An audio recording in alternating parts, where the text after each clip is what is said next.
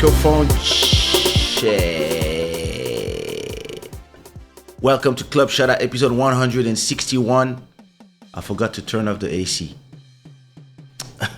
If you hear some, I'm sorry. This show is brought to you by Shada and the Gods of Good Fortune. Thanks to all the new subscribers. Your names are going down there. Welcome here and make yourself at home. I'm wearing the brand new sweaters from the new sweater collection from Shada and you can see the Club Shada icons there on the hands, and you have the Gods of Good Fortune, same logo here. So yeah, I actually really like it, especially the fact that it goes to pink as you go down, and yeah, it's je suis pas mauvais dans mes designs, sachez-le. Si on vous l'a pas dit, sachez-le. L'enfant n'est pas mauvais. Yeah, listen, I want to acknowledge and say thank you to our stream royalty for the month of December. That's still him, Mr. Robert Ford Jr. with $100 donation all at once, just like that. Just flexed on us. You arrived from nowhere, like, pah. Didn't come and didn't say nothing, just say, pah. There you go. Listen, I need 10 like these guys. 10 like these every week, and we good. We have a successful show. So, listen, wherever you are, make yourself known. And also, of course, thanks to every person that donates to the show, including Dalia TV, Sirène des Îles, who was the stream royalty for almost 3 months, Emmanuel Etienne, who's been supporting this show forever, and yeah, Sirène des Îles again, and everybody that supports the show. Thank you so much. We are pre-recorded because, as you can see, I'm not at home. I'm in a beautiful, actually, I have a pretty decent setup. So Club Shada is moving with me. I'm in Istanbul right now, and this show is being recorded from, I don't know if the music is too loud in the back. I'm not even sure, because you have to understand, we're gonna talk about the production of a show and how, like, for example, what I'm doing now is something that is the second time I try it, but it's the first time that I do it as I'm doing it right now. We're going to talk about this, how you can create your show at home and how you can also take it with you. I mean, I'm inside the Istanbul, the brand new, I think 1 or 2 years old airport in Istanbul. I'm connecting between Lisbon and Kinshasa. I'm having my flight tomorrow at 2 p.m.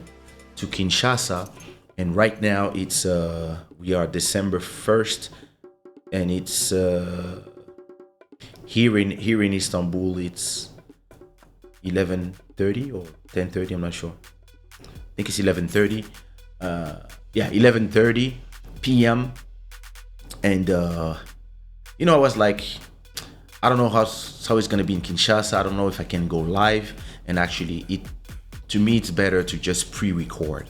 And it's also part of the things we're gonna talk about. Like, when do you go live? Can you go live all the time? If you cannot go live, can you pre-record and then replay it like if it was a live? And you just say, I'm not live, but hey, listen, you can just do like it's live, and you're gonna see me in the chat down there, or maybe here or there, depending on how your YouTube is set up, all that. And that's a conversation that I wanna have today, and for that I brought a professional, somebody that he's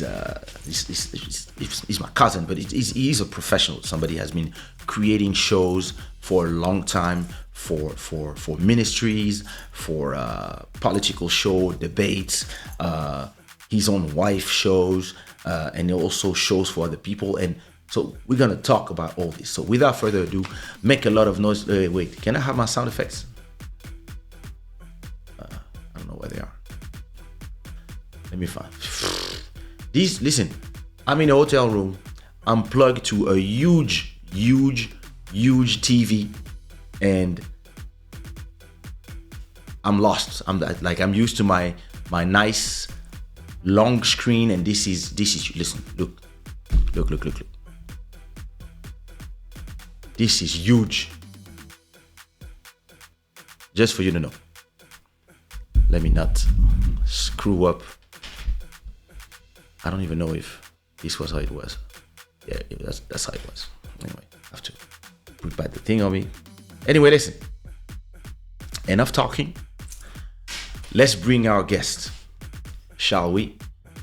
Without sound effects. No, listen. I want my sound effects. This window. Wait. I got you, Joel. I got you. I'm coming. I'm looking for the sound effect. Wait. There they are. There we go. Without further ado, yeah. Here comes the one and only Joel. Amen. C'était fastidieux. Wow. Yes. No, you know, it's one of those challenges. Yeah, that's true. Yeah. That's true. Because you can think you'll be ready, but there will always be something. Something will happen at the last minute, and then you realize you're all set up. You need to tweak one or the two things before you can go live. It happens. Listen, this is the worst part. When everything works, everything has been working, and the moment you're ready to go live, the sound does. It can be a bug. Sometimes you just need to restart the computer, or the internet stops working. But the great thing about doing a live show is that when things happen in the middle of the show, you learn to go along. Right. And listen, Club Shada, Ice-T on the $15,000 computer, and we ended up doing the show from the iPad.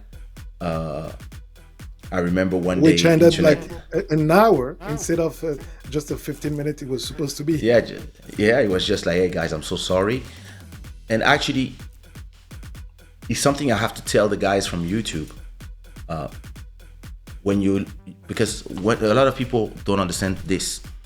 When a live stream gets interrupted, the stream doesn't stop. I mean, the YouTube still is waiting to receive stuff because, internet might be problematic, whatever. I think the live stream can continue.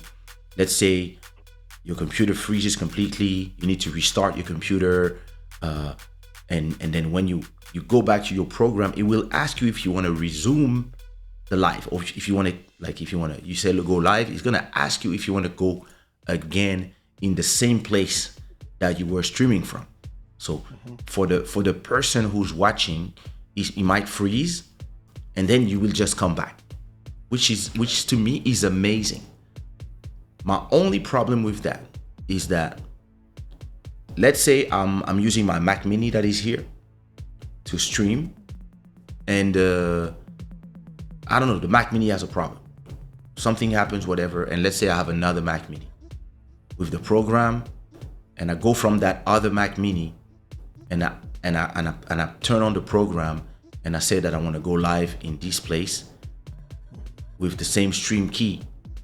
It would actually continue the live in the same place. Right. But on an iPad, you can't do that. And this to me, limitations. This to me is a limitation, because that would be great if before going live on an iPad, you could say, I want to go live on this stream that I'm doing.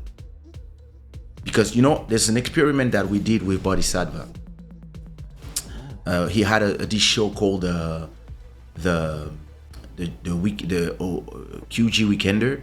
So it's a whole weekend of DJs playing music for hours. Like I think it's like 6-7 DJs playing every day. An amazing show. But his problem was that most DJs are pre-recorded. And instead of just pre-recording everybody and maybe doing animations and things between the DJs and then just playing just one long file as a premiere, which to me would be that's what I would have done. They decided that they wanted to, and also because they wanted to play it on Twitch at the same time as they wanted to play it on YouTube and Facebook. What they decide to do is every DJ, that would be a file, and they would play from the computer to the live. And they would talk in between and do some comments and when people chat, etc. And then they decided that at the end of playing all the DJs, they would play live in the same live stream. So let's say I'm just playing files. It's easy. You just play a file, right? You can do this on any program today. And then after playing the last DJ, now you have your camera and you play live. The problem that they had was that on the second day, the DJ from Canada who was playing all the files was supposed to give the hand to Buddy, who was playing from Portugal, and Buddy was playing live. So what I told them to try was to have the same stream key, and when the guy from Canada ends, he just force quit his program, and then Buddy goes live after like 10 seconds from the same place, and normally it would continue in the same live stream. And it worked. But it's dangerous. Yes. Because there is another way that can be done as well. It's funny because we say but we start like just from the edge cases. But go ahead. Hey, but I told you you should never let me never let me be the because me this is my mind. It just goes where it goes. But go ahead.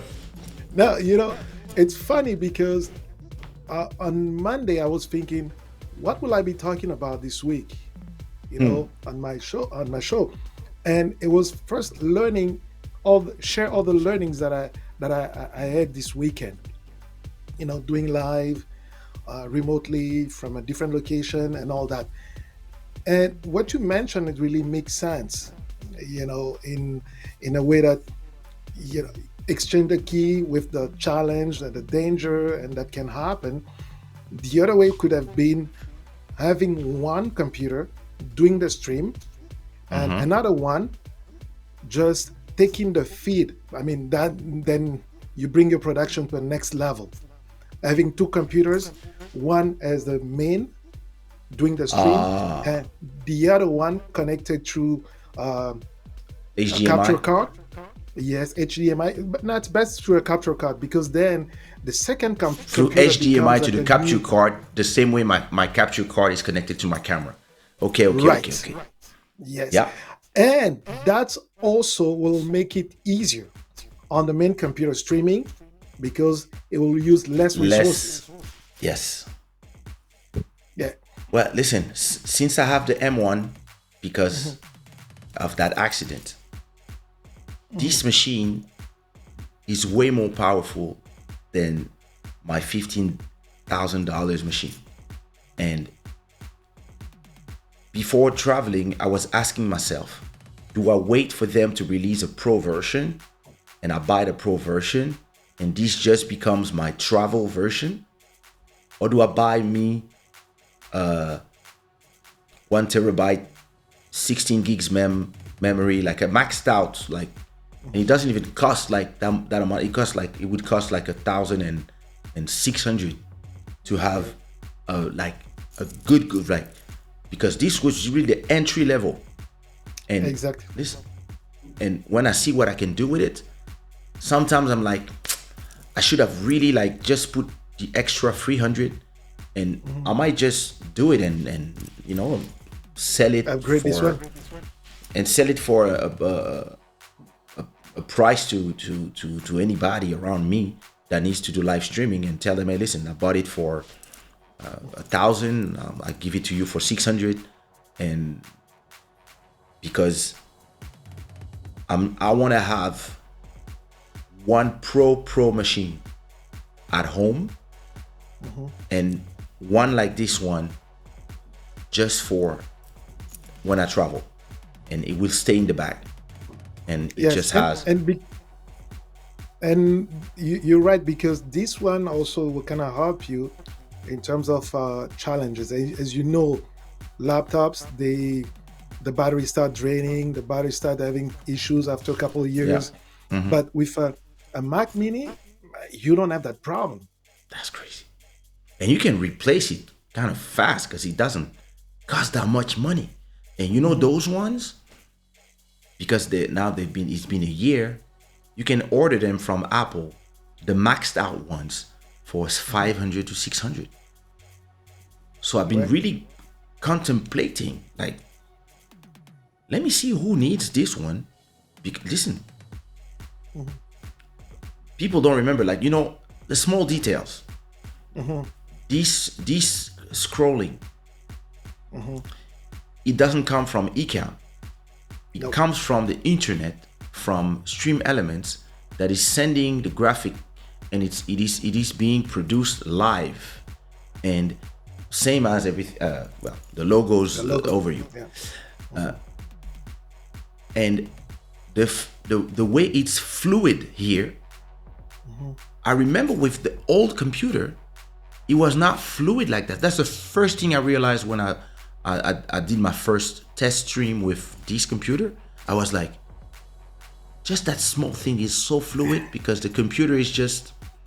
And when I see what the M1 Max can do, I'm like, oh, just give me a Mac Mini M1 Max or Pro Max, whatever they call it, with like 64 gigabytes of memory, or 32 gigs of memory, a 2 terabyte hard drive, and this becomes my main machine.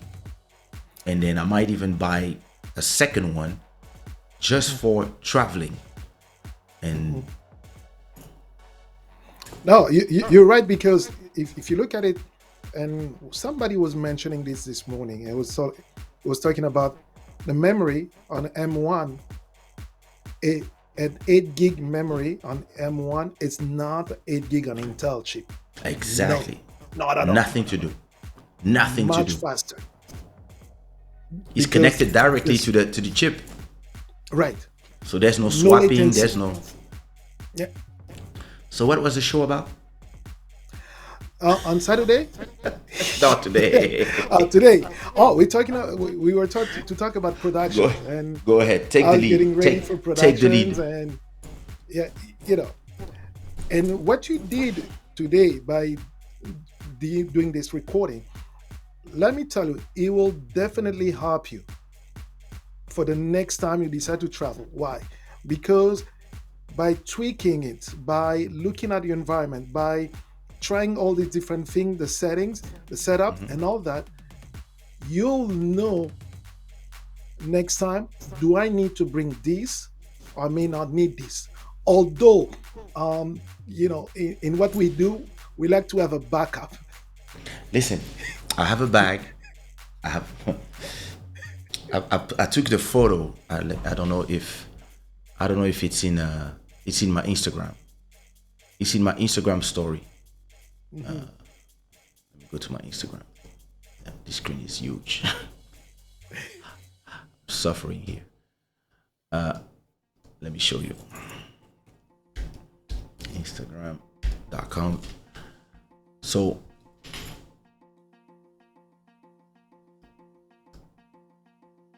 interestingly, Instagram is slow. Is Instagram blocked in Turkey? I don't think so. Maybe. There it is. There it is. Okay. There it is. Okay, so in my story, I remember that. In my story,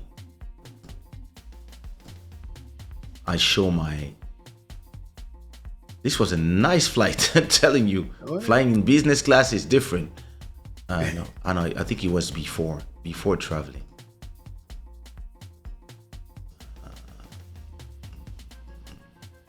There you There go. you Look.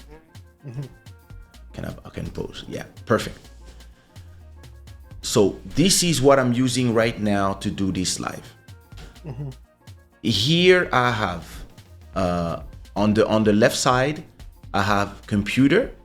On the right side I have sound.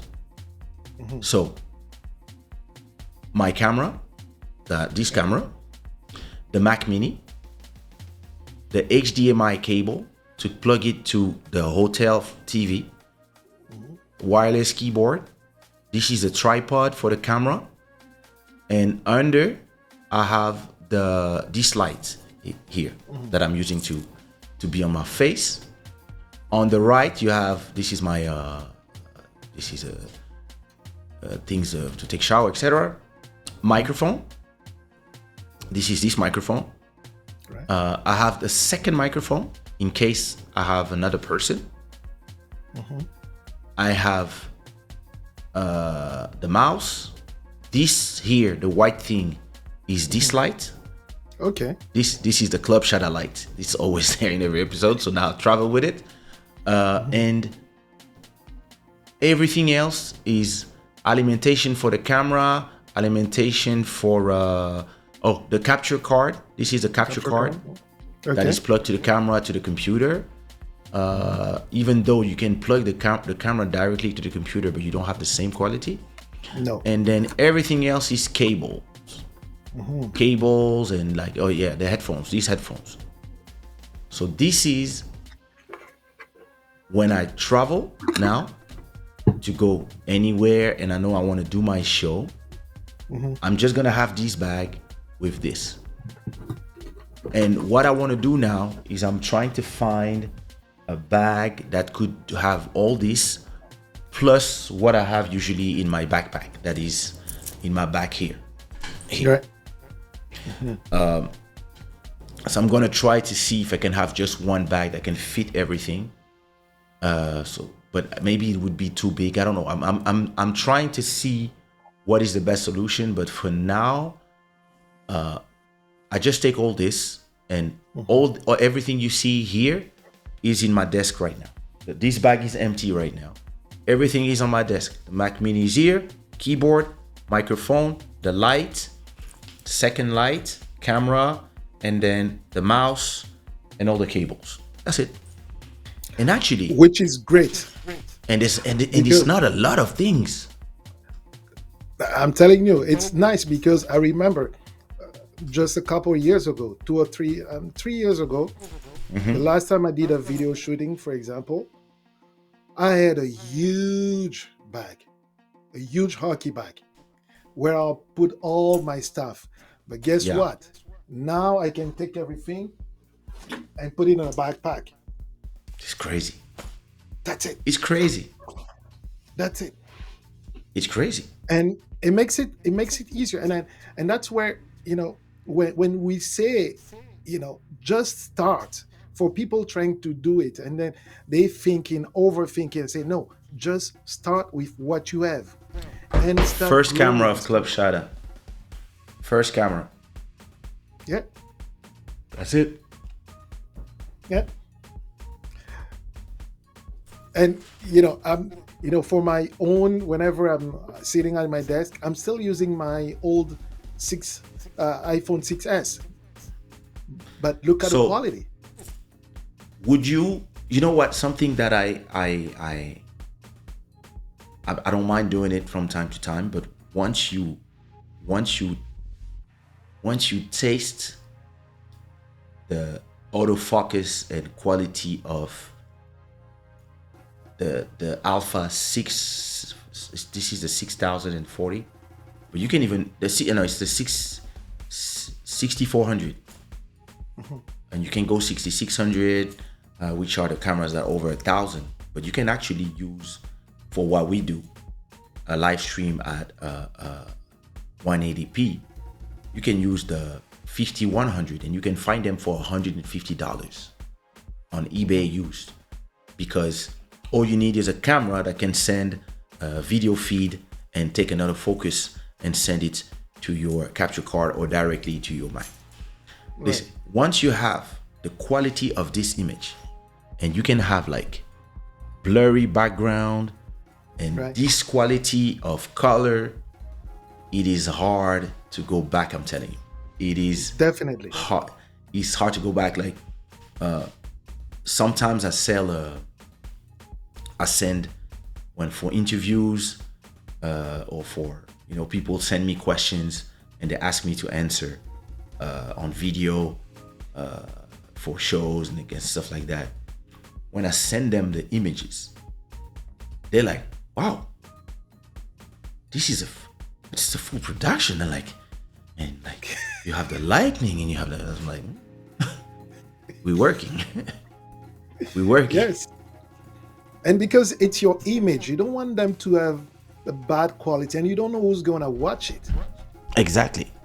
So you need to make sure that it looks good, it looks nice, and, like we say in French, présentable. Présentable. Otherwise, C'est important. Yeah. Did I put too much light on my face? I'm not sure. I'm not used to this setting. No, it's actually just a reflection of the light on your glasses. But other than that, it's okay now. Yeah, it's okay. Because I just added a little more. Thought it was a little dark. Je soigne mon métissage. So yeah. Go ahead. So the beauty of what you're doing, like I was saying, it's really you'll be learning, and if you do it, let's say 3 or 4 times, I'm telling you, you'll be better equipped, because what will happen is you look at what didn't work last time, the previous time. You look at it and say, oh, do I have to bring this mic? No, I can use this mic. Then is it taking less space? All right. So does it give me the same sound? Then those researches and those all these things, when you put them together, not only you get a great production, but you still can travel light. Something that I learned from the last show. So the first time I pre-recorded was the first time I pre-recorded outside of my house was in Senegal, when we went with Bodhisattva the other time, a month ago. And something that I realized was that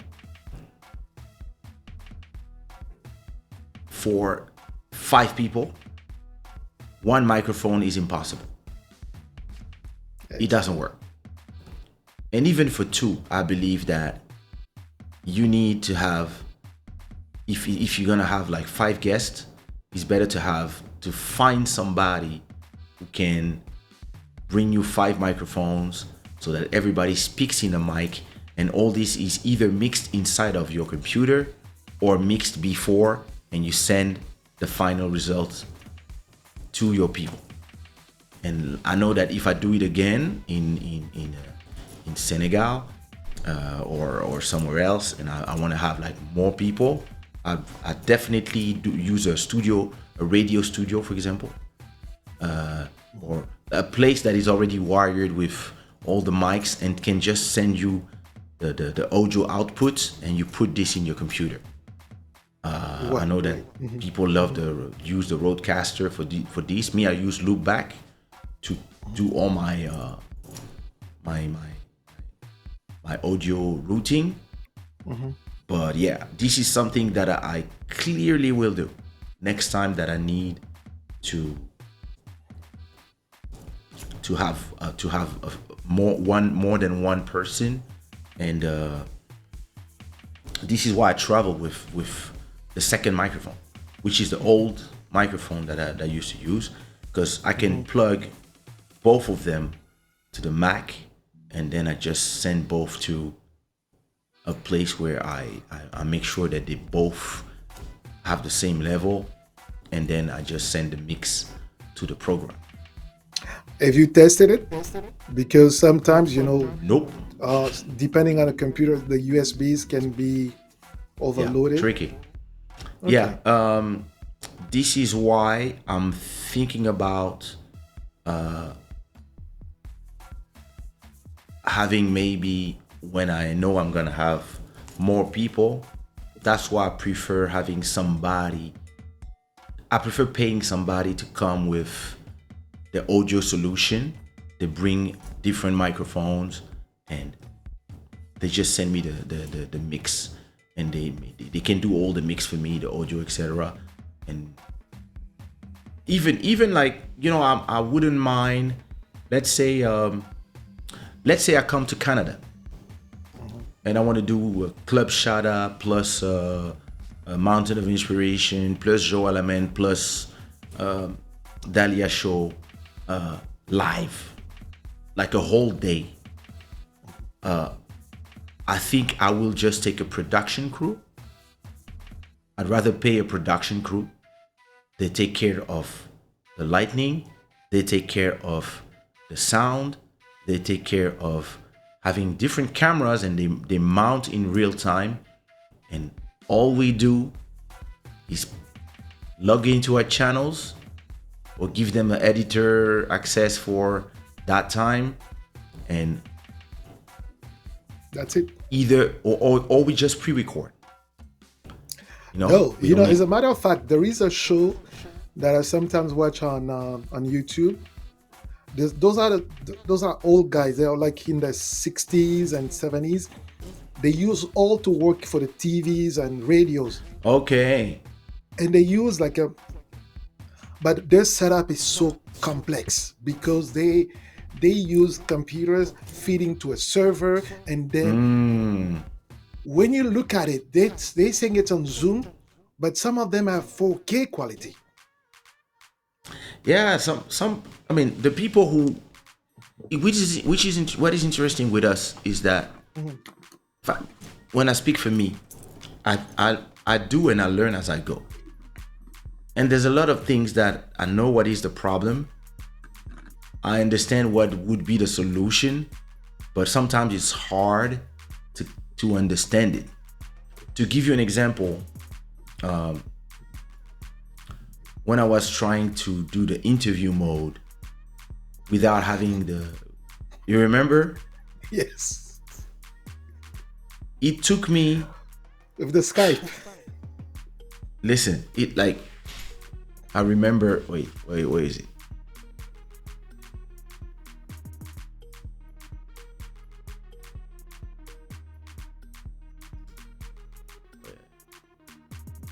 I have to choose. So I remember that I was using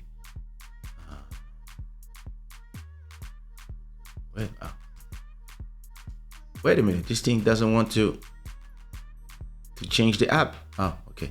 Wow. Okay. That was me. Okay. So this is loopback, right? Right. So loopback is giving me there we go.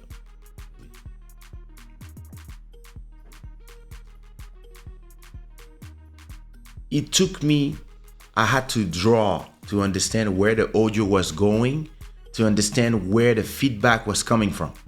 I had to understand am I hearing myself double, and for the infinite, etc. I have to understand that if my microphone is coming inside of Ecamm here, from here, right? There it is, coming inside of Ecamm.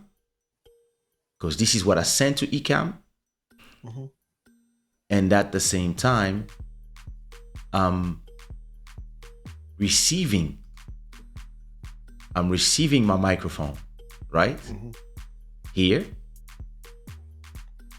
I cannot add, so I hear the music here, Right. but I cannot add the microphone here. Exact. Because if I send it here, then it's gonna go back to Ecamm, then it's gonna come back here, it's gonna go back to Ecamm, and like it's logic now, Mhm. but it took me forever to get it because it's not something that I do for a living. It's just like, but it once you understand how it works, it makes sense. But for example, I can do this with loopback, but I completely cannot do this with for example with my my program. Which What's one? the name of it? With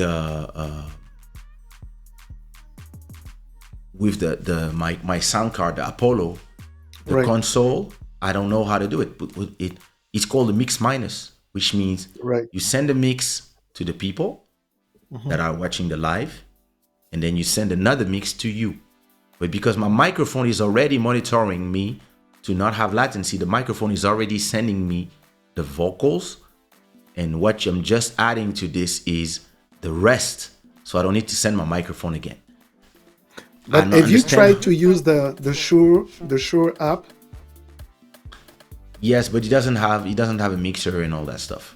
He just Oh. have compression and EQs.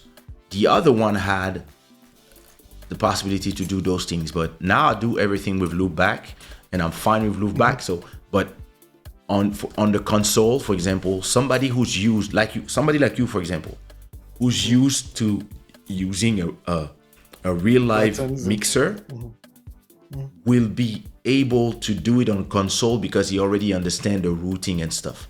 Me, I'm a Right. very visual guy, and I 100 times prefer having something like loopback where I see the graphics and some But and don't worry. Don't worry. You're not the only one because now I'm using Loopback as well, but not today. But yeah, when yeah. I do my lives on Tuesday and Thursdays, I Uh-huh. using Loopback. But I use also Audio Jack that came. It's from the same company, Yeah, just to that's put what I'm some using now. delays. Oh, I have yeah. I have audio hijack. Look, so oops, I opened the wrong app. My audio hijack. So this is why my sound is much better now. In my audio hijack, I keep doing the same mistake. There you go. In my audio hijack, see, let me not do. No, wait.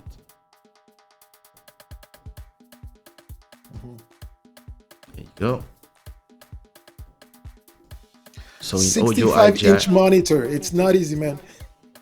bro, it's crazy. So in audio hijack, I have this, which is the main window with Right. the input, which is, I'm trying to make it, yeah.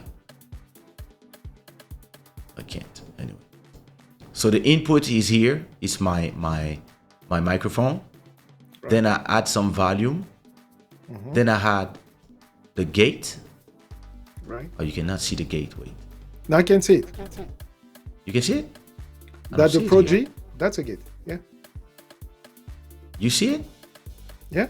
But I don't see it in the player. People don't see it. Because it's right here on my left. Yeah, it's written Pro G, but when I click on it, you don't see it. So wait a minute. Oh, I think I have to click on. That's when you work with not okay. Yeah, there you go. So here. No, it's not giving me what I want. you wanted to give you the details, so I think I you want to click have the once. whole. I want to have the whole. I want to have the whole app and not. Okay, I know. Current application. There you go. And for those of you watching, loop back and audio jack, it's really Amazing. that virtual mixers with virtual component. You know, when you have your EQ, you have your compressor, your gate, but it's all done virtually on a computer. Exactly. So input device, this is my microphone. After that, you have volume that I add. Then you have the gate. So what does the gate do? Everything under the threshold is silenced. Right. When I speak, boom, they can hear it. If not, you don't hear the AC, for example. Right. Then I have a compression, and the compressor is taking when I speak too loud, it makes it a little. When I speak too low, it makes it a little louder. When I speak too loud, it takes it down. It takes it down, right? And then Pro 2 is a limiter that will just take the sound and it kind of do the same thing as a compressor, but it's a final thing, which is a limiter. It limits the volume, but at the same time, you see, whenever I have a peak, it takes it down. But at the same time, you can specify the maximum value, which is 4 dB, minus 4 dB, so that I'm gonna have a final volume. And then after that, I just have a limiter that shows me exactly the broadcast, how it's gonna sound. And ever since I used that, come on, this changed everything for me in terms of and you can see the difference. Like if I turn it off, you don't hear me. But if I just turn off the limiter, just the limiter, look the difference. Yeah, it's different. It's crazy. Yeah. And ever since I started using that, and I wanted to use it for a long time, but I didn't want to complicate my life more than it was already in terms of the whole setup. But actually, once you set everything up, it actually makes a real difference. And it was when I did the show in Senegal, because we had one microphone for everybody, and we were all of us far from the microphone. The voices were very, very low.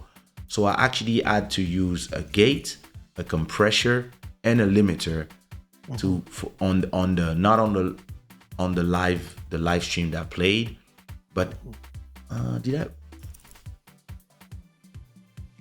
don't remember. No, I think I used it on the live stream, or maybe I used it on I used it on the live stream. And when I used it, I played the episode of before of Club Shada, and then I played that episode, and I was like, wow, the sound is so different. The sound is really much better. And actually, sometimes I compare my videos with the rest of YouTube to see if my levels are high enough, because the last thing you want is people to have to turn up their volume when they're listening to you, and then turn it back again when they listen to something else. Switch. Yeah. And I realized that it was sounding so much better. Then listen, I spent the extra, I think it's $60. I already had the plugins that I use, but you can use the plugins that they already have. And I just added like this whole vocal, because it's interesting, but on a live stream, most people think that the most important part is the video. But the mistake that most people make. If you have to invest in something, you have to invest in a great audio quality, either the headphones, the microphone, because if people can see you well, but your sound is horrible, they will be less forgiving than if they don't really see you well, but what you're saying is interesting and it's intelligible. And Right. a lot of people that, yeah, listen, I want the latest camera and this and that, and I want put all these neons in the back, whatever, and then the sound is horrible. Yeah, Or and that's what they forget. They think it goes by just the camera, and not knowing that at the end of the day, the message, what we're trying to convey, what we're trying to share with the rest of the world, it's what matters. Because look at it.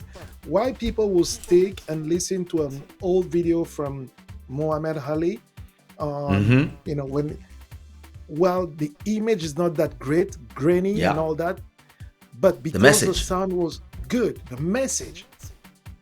And any part of production, as we're talking about production tonight, is really understanding that your message matters the most.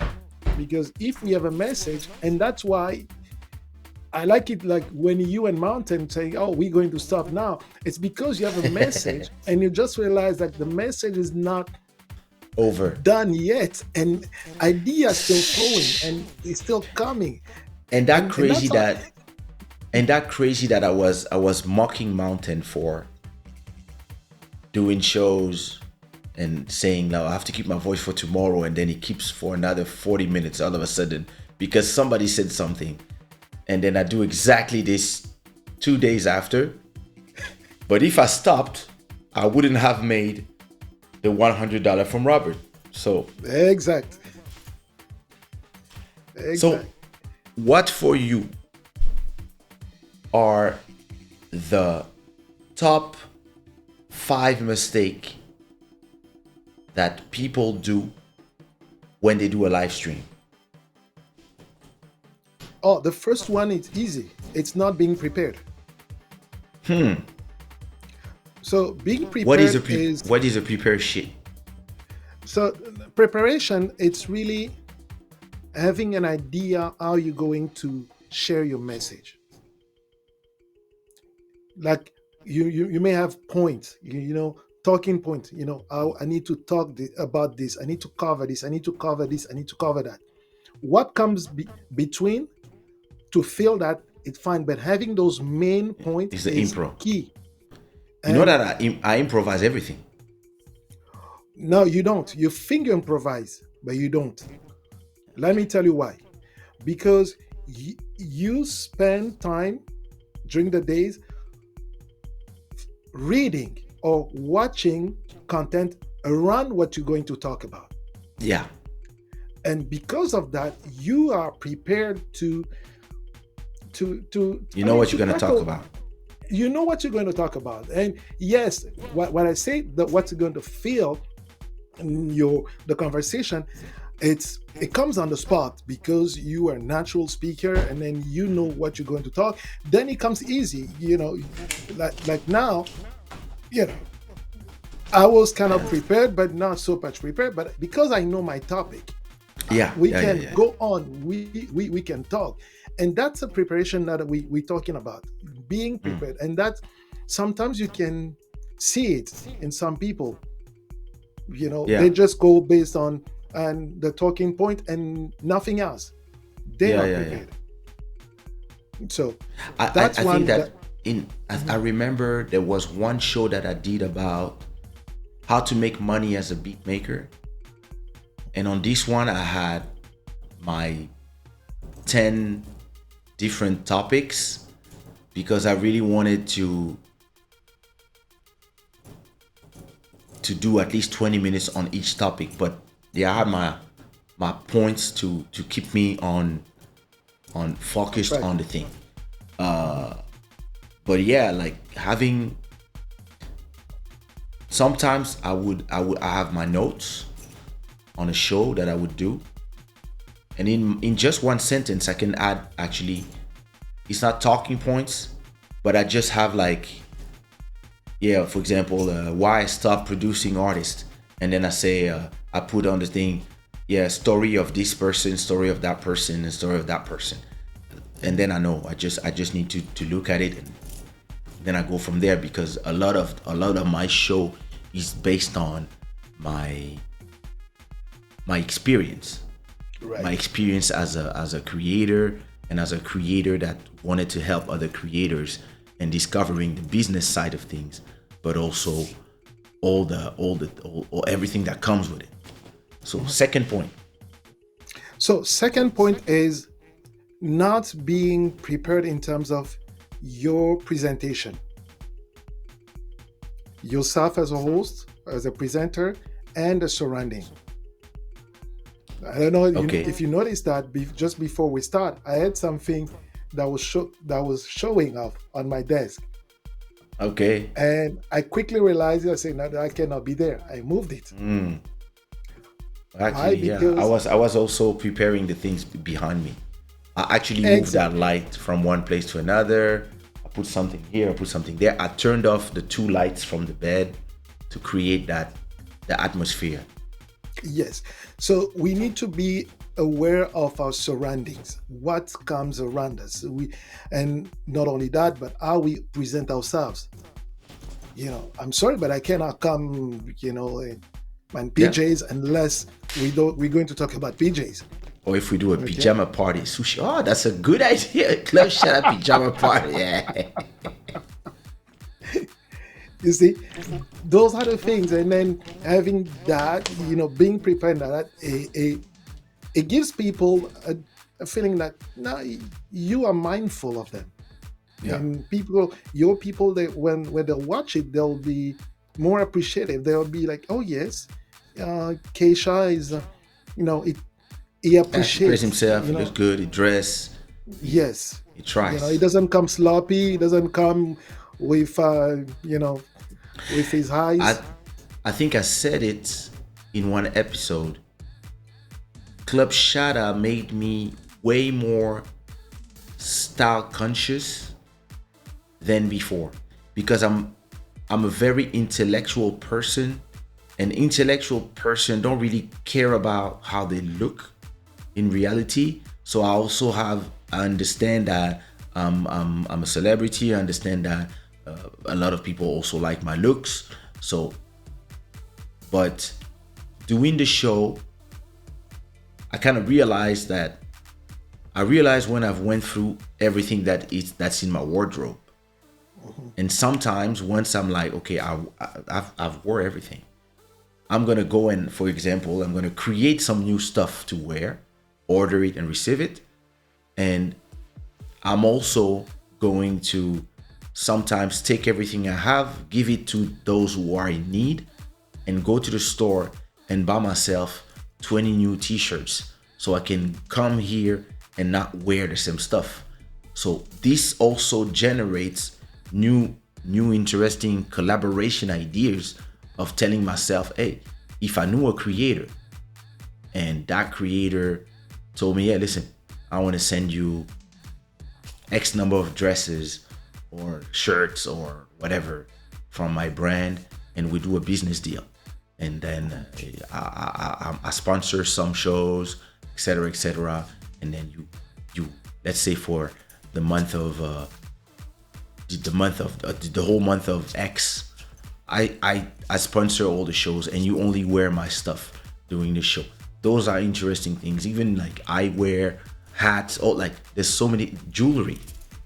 There's so many Exactly. things you can do, but it's the show that really made me think more like that, because for real at home, I'm just You gonna be in my relax. joggings, I'm relaxed, I'm like, listen, I'm not outside. Yeah. Yeah, exactly. And talking about the clothing and how you look, it's really important because depending on the topic you're going to share with the people, how you dress, it kind of make your mind think and do things a different way. Just think about it. Remember the days when you come on the show wearing a jacket, Yeah, and the days you wear just a t-shirt or a sweatshirt. It's yeah, you're not in the same mood. yeah. Don't have the same It's swag. different. Yeah, yeah, you don't Exactly. do it. Yeah, Right. So, and again, that's really a good segue for people, for creators and clothing creators and all designers to see the value. And Yep. if I may share a nugget, I would say those of you who are clothing designers, you can start scooping around, going through different channels, YouTube channels, and people who are famous like Kaysha and all that, and making them offers and say, hey, these guys, listen, I have this line and I'd like you to try. Like he said, it's an opportunity for you to be known, because the more people are watching, the more visibility you bring to your brand. And Indeed. what else? What else can you make? It's I believe it's also our responsibility to go and find those people and explain to them why it makes sense, because they might not understand it themselves if you wait for them to wake up and be like, oh, I need to find a live stream, because for a lot of people, they're still not, even if the area where we are is the live stream podcasting, and it's an area where a lot of people are really interested in listening to and watching the content, but a lot of brands are still not onto it, especially in our different niches. The mainstream podcast now, they really have companies that they specialize in doing advertising in podcasts, but a lot of our brands, they don't even know they don't see the value, because they don't know. And this is something that I kind of do, in some of my consultations that I give to people that will approach me and ask me questions about how they can bring the awareness to the brand, how they can develop the brand, how they can make themselves known. I always say, guys, make sure that people know who you are. And it's not because you do one interview or you do a couple of promotions on Facebook that people will remember. I always tell, even I was telling Dalia last night, I say, how many times, for example, you see advertisement of one thing coming in your face, sometimes through YouTube or Facebook. They make sure that you can see it at least 5 times a week. Why? Yeah. Because the more you see it, the more it sticks in people's mind. Yep. The less they see it, they'll forget, because the abundance of content, the abundance of product, it's so that if you're not present in the people's mind, then you're far behind. That's true. Yeah. It's so true. Talking about the third. Yeah, go ahead. The third mistake that people do. We talked about the. We were not at the third already. I kind of put them together. Third and number one and okay, go ahead. So number one was the preparation, the topic preparation. Preparation and Second, appearance. Yes, appearance, and then we talked about the surrounding clothing and all that. Okay. The fourth one, which is kind of something that can happen, is a mistake people make, is using tools without really understanding what they can do for them. And sometimes you see it, how you see it, it's not realizing first, how, for example, how to position your mic. And depending on the mic you're using, how can I set it up? Do I need gain? Do I need to buy a new stand for my mic? Because, for example, mine come with a small one, but can it pick up my voice nicely? Or do I need to put in a different stand? And all these things, and even talking about equipment and tools, even lighting. So understanding that LED lights are really harsh. The light is really strong. So you need to have a diffuser like the one you're using. And if you don't have a diffuser, what can you use to soften the light? So those things, in the beginning, I tell you, I didn't know that. Personally, Yeah. yes, because shooting a video, I mean, a wedding video, event video, it's different than sitting in front of your on a desk in a close proximity with the So light. it's another Totally story. different. Completely Totally different. different. It's like night and day. And I was like, why my light is not give? It's so bright. I tried to dim it down, but I said, nah, something is all right. And researching, trying things, and then okay, I came to get this. Plus your lights and all that, it gives me that a softer light. Yeah. But if you don't know how to use the tools you're using, then it's another. It's and I see that a lot with people right now on YouTube and other places. They're still doing it. Yeah. There's a great channel. I forgot the name of it. It's a guy. He shows you how he can turn from the same camera and the same. It's just like how you can go from this to that just with two lights, and it changes everything. When somebody knows what they're doing and they understand the tools that they're using, it makes such a difference. For example, the fact that I'm a graphic designer, this is what I learned at school after economy.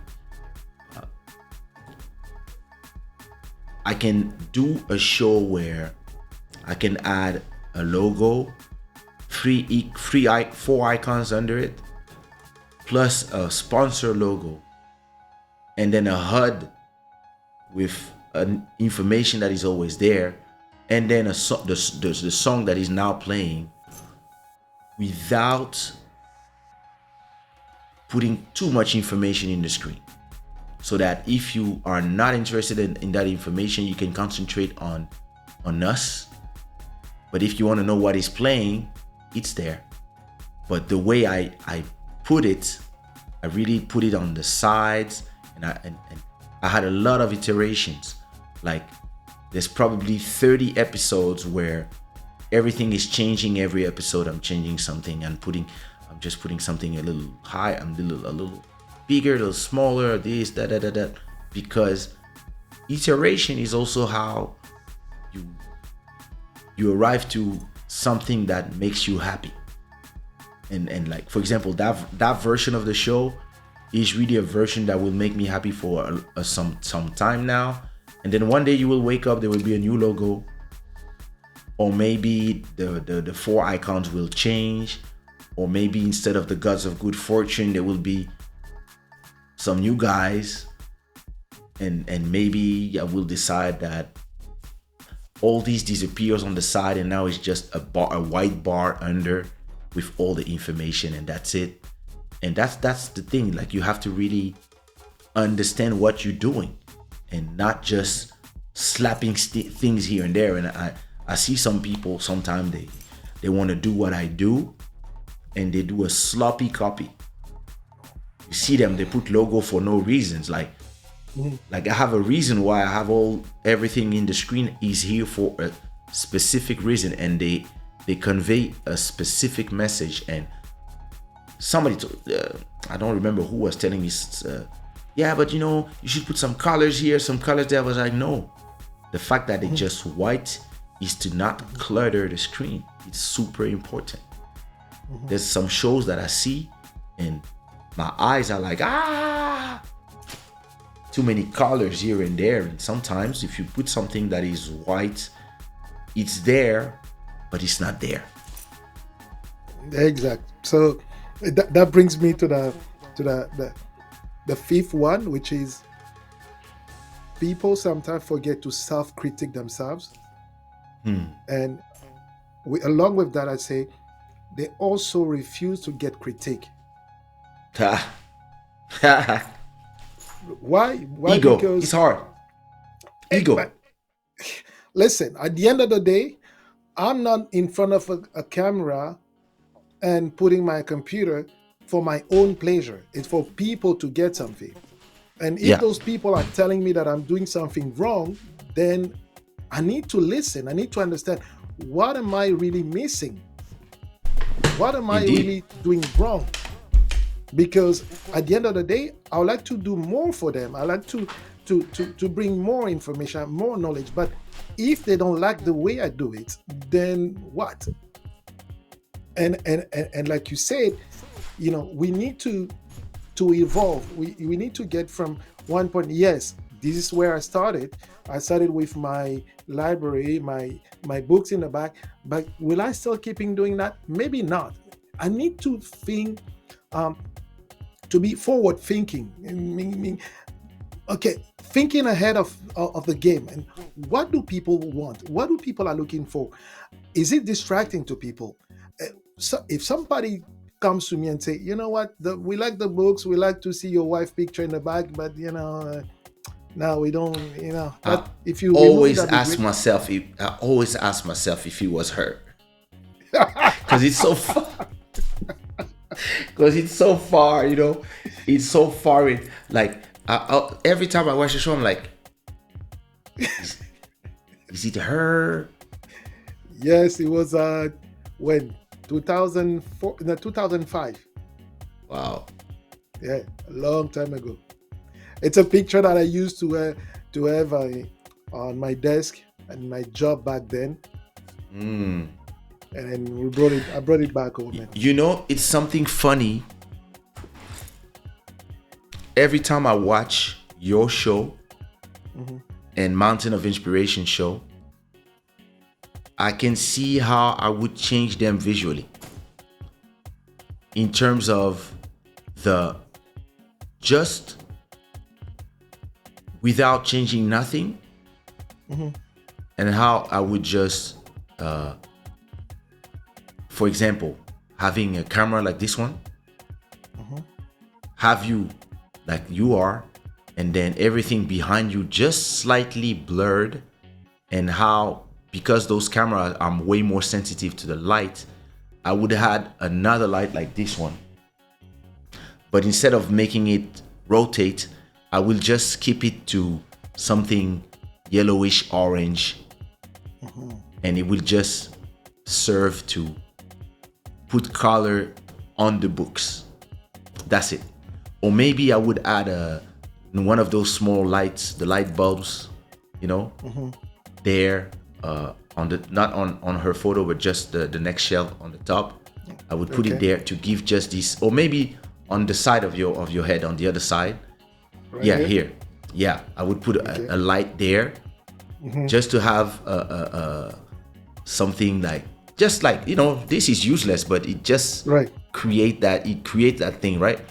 And sometimes I'm like, when they do that, like, it's gonna change everything. And the same thing when I look Dimitri, I'm like, damn, when he's gonna do that? And when I watch Body Sadva, I'm like, damn, when these people are gonna stop using their phones? Like I'm like, damn, when am I buying a new camera so I can give him this one? Like, Hey and guys, this is where we have PayPal and Patreon and all these things. go ahead, like, because interestingly, once you have your sound, once you have everything that you need in place, and you have a great subject, then, because you're competing with a ton of other people that are also doing videos on YouTube, sometimes the visual beauty of a show might completely do the difference and give maybe to somebody who is impressionable, who is here for the content, but yeah, like, they love the message, but they might just, they might get impressed by how good it looks first, and then it would keep them listening because of how it looks. And that's why, to me, every live streamer should have this big screen. Damn, every live streamer should. Oh, what? Wait a minute. I stayed on that. Yeah, he stayed on. There we go. Why is it? It's small now. Yeah, you need to zoom on that. Zoom to app windows. There we go. I have to do one scene for every app so that I don't have these things. Yeah.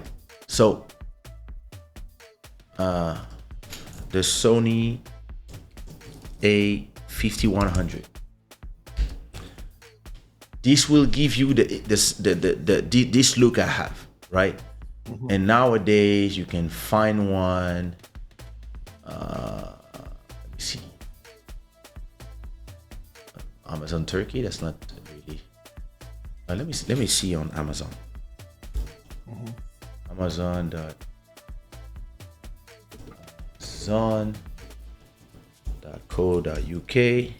Oh no, let's go to Amazon.com.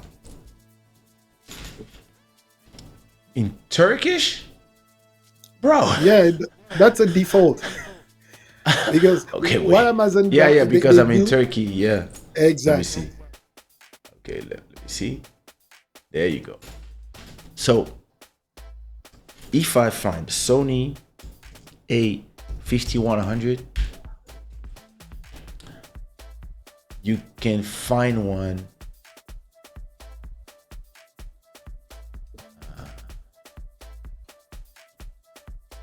They don't say the price.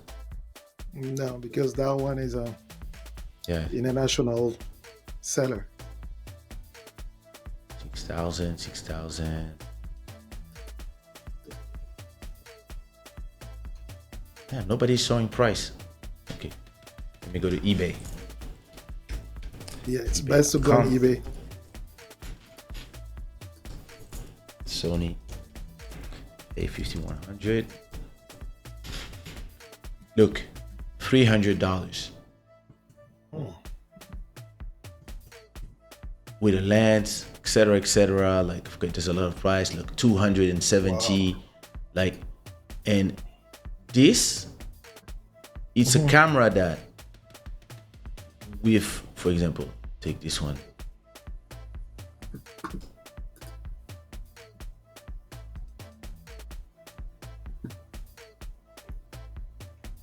to this one. This camera, I have the same model. I just have a more modern version of that. Mm-hmm. But just having this completely changes a live stream. It just makes the live stream better. All of a sudden, you have this image quality, and it changes something. Like, I remember when, because on Club Shada, I already had 3 different cameras. The phone, I started with my iPhone, the Panasonic. Then the Panasonic. My problem with the Panasonic was, what up, Carlos?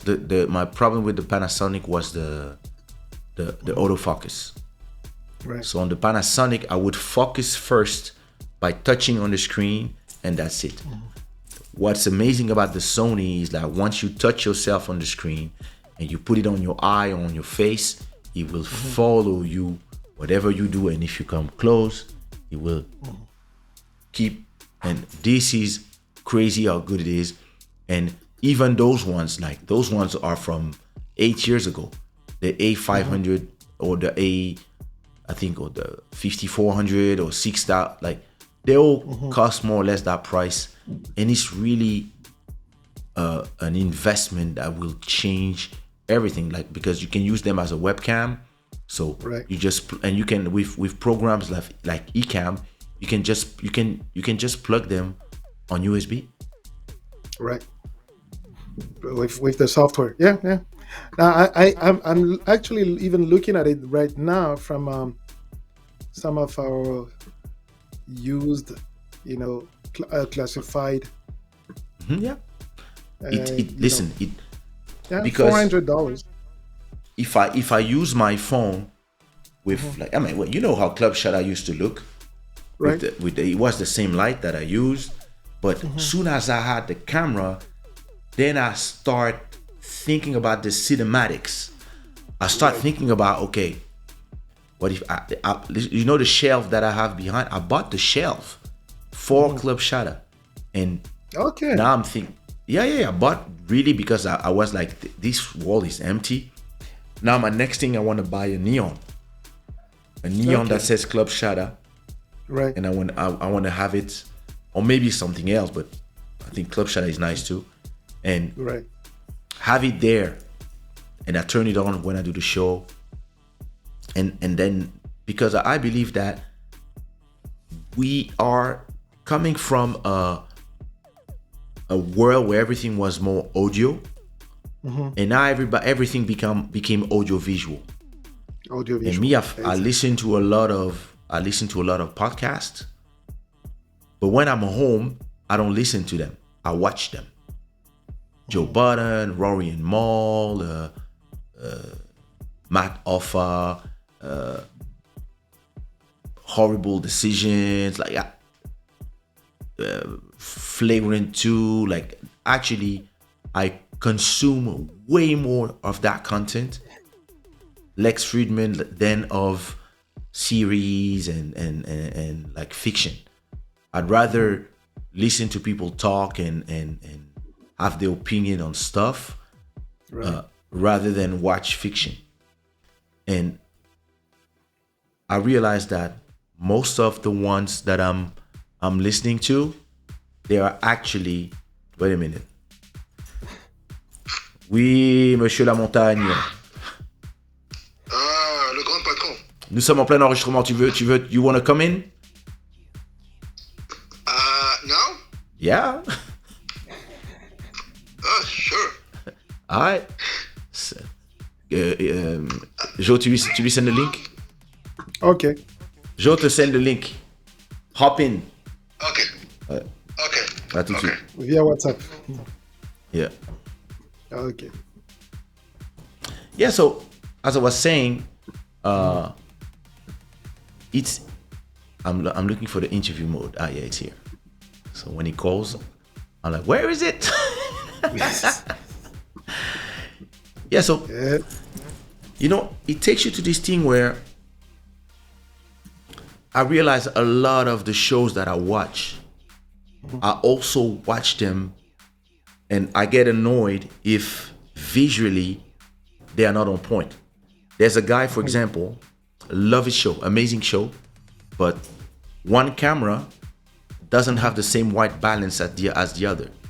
So the wall is white from one angle, and from another it's yellow. And the whole show, at a point I commented, I said, yeah, bro, listen, amazing show, love the content, but you know, tell the guys to take care of the white balance, whatever, but nothing special. And some people commented, this is not important, and I was like, it is because every time they're switching from one camera to another, it is, you know, and unless I'm just jogging and I'm just listening, I wouldn't care. But when I'm listening and at the same time I'm watching, this might temper with my experience, and it might piss me off. If I dare say, me is the type of thing that I'm like, why would they do that? Like, why are they doing this? I'm like, what are they doing? Why are they doing? And that was my 4 point, like knowing the tools that you have and using them as it should. Yeah. Because it's distracting, you know. It's nice to have multi cameras, but making sure that, you know, they kind of balanced and people don't see a great difference between two cameras. That'd be great. But I have to show you a channel from a guy called The Convo. I don't know if you know him. He's from the Ecamm community, and Konvo. Okay. S, I think. So he has his microphone. He put colors on his microphone, and usually the his microphone is the same color as his glasses, and he has like probably 5 cameras, and some of them are on automatic Switching. motored sliders.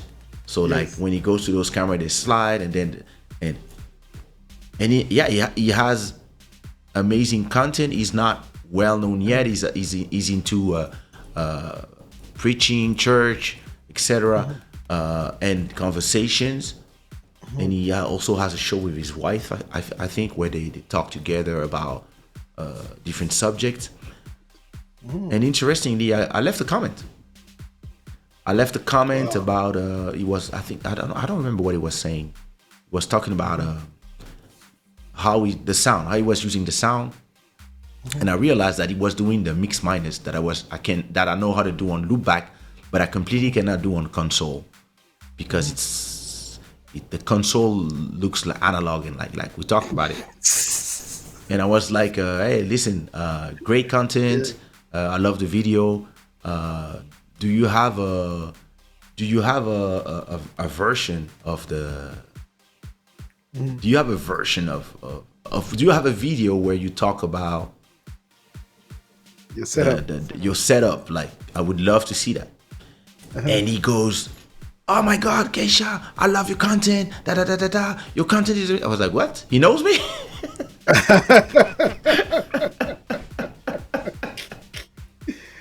That's crazy. This is crazy. You don't realize, this is the beauty of it. Like, you don't really realize how many people actually know you. Right. Uh-oh.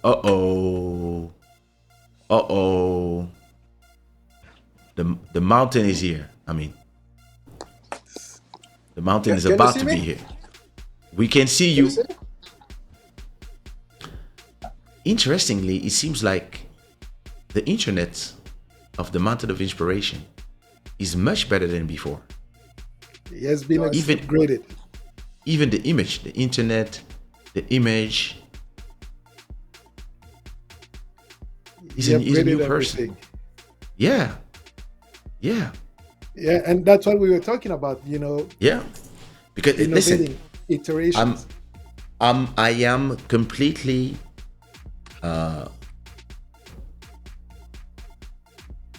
I'm inspired by watching Dimitri do a live every day. Like, and he has something to say every day. And he has like research.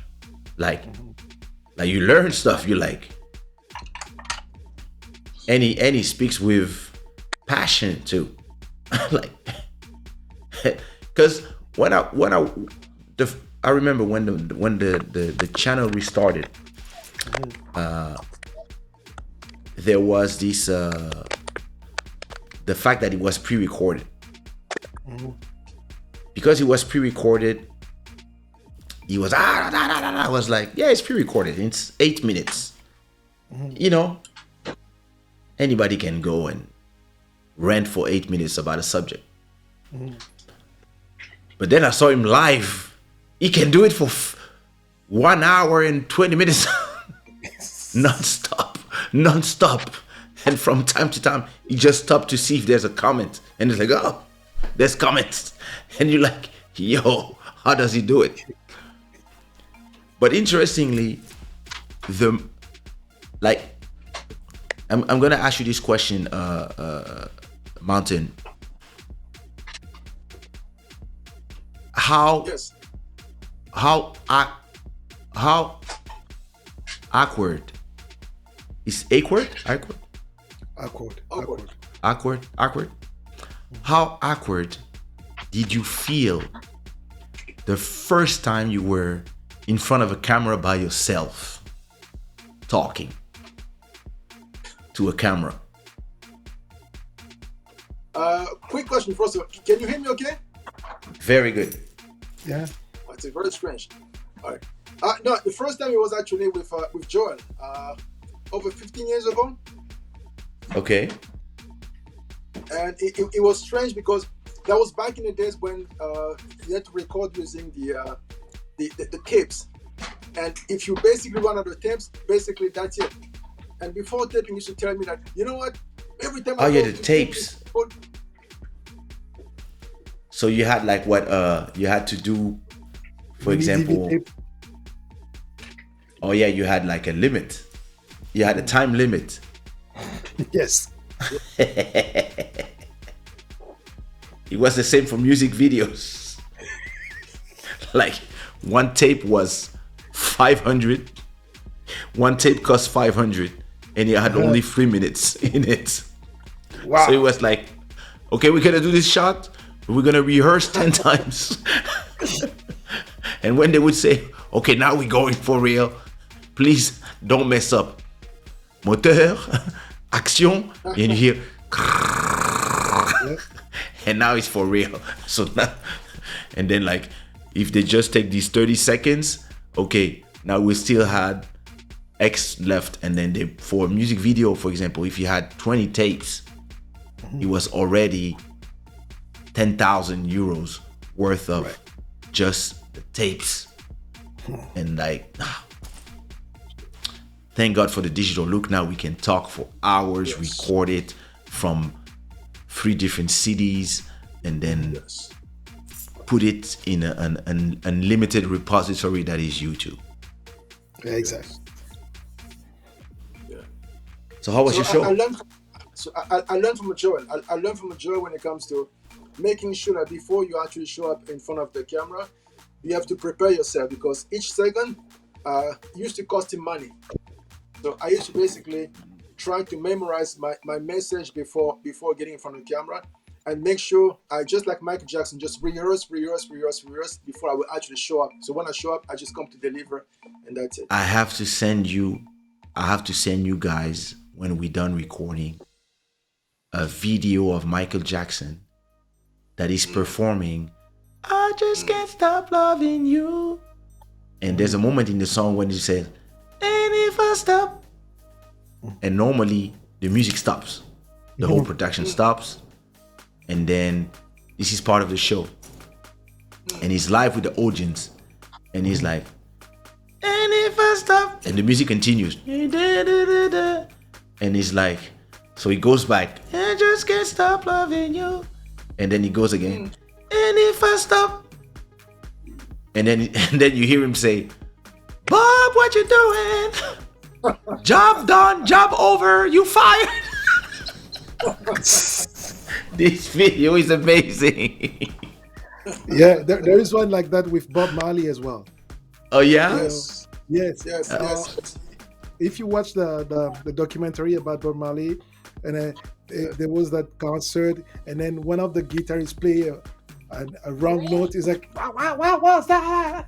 He went like that. So, but people, in the crowd, they thought he was just joking, but the musician knew that he was talking about it.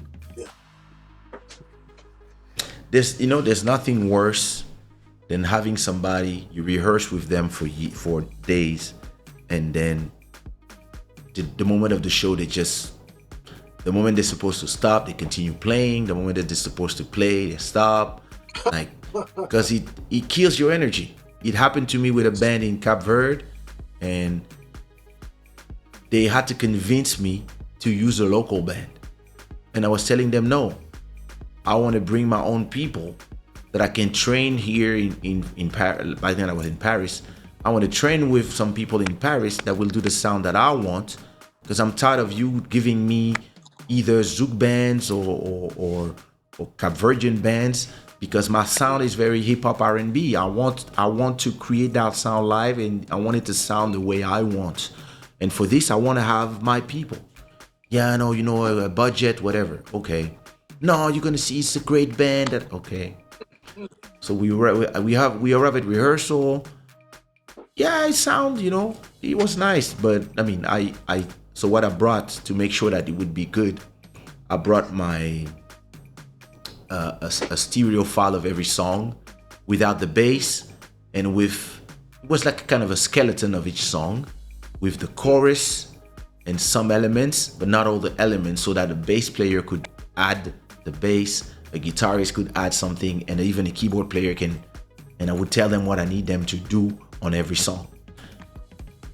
And yeah, in the middle of the show, in front of 100,000 people, the guy kept messing up in the drums. I was pissed off. But you can't be pissed off on stage because the people are watching you. There you go. And keep putting, and I was like,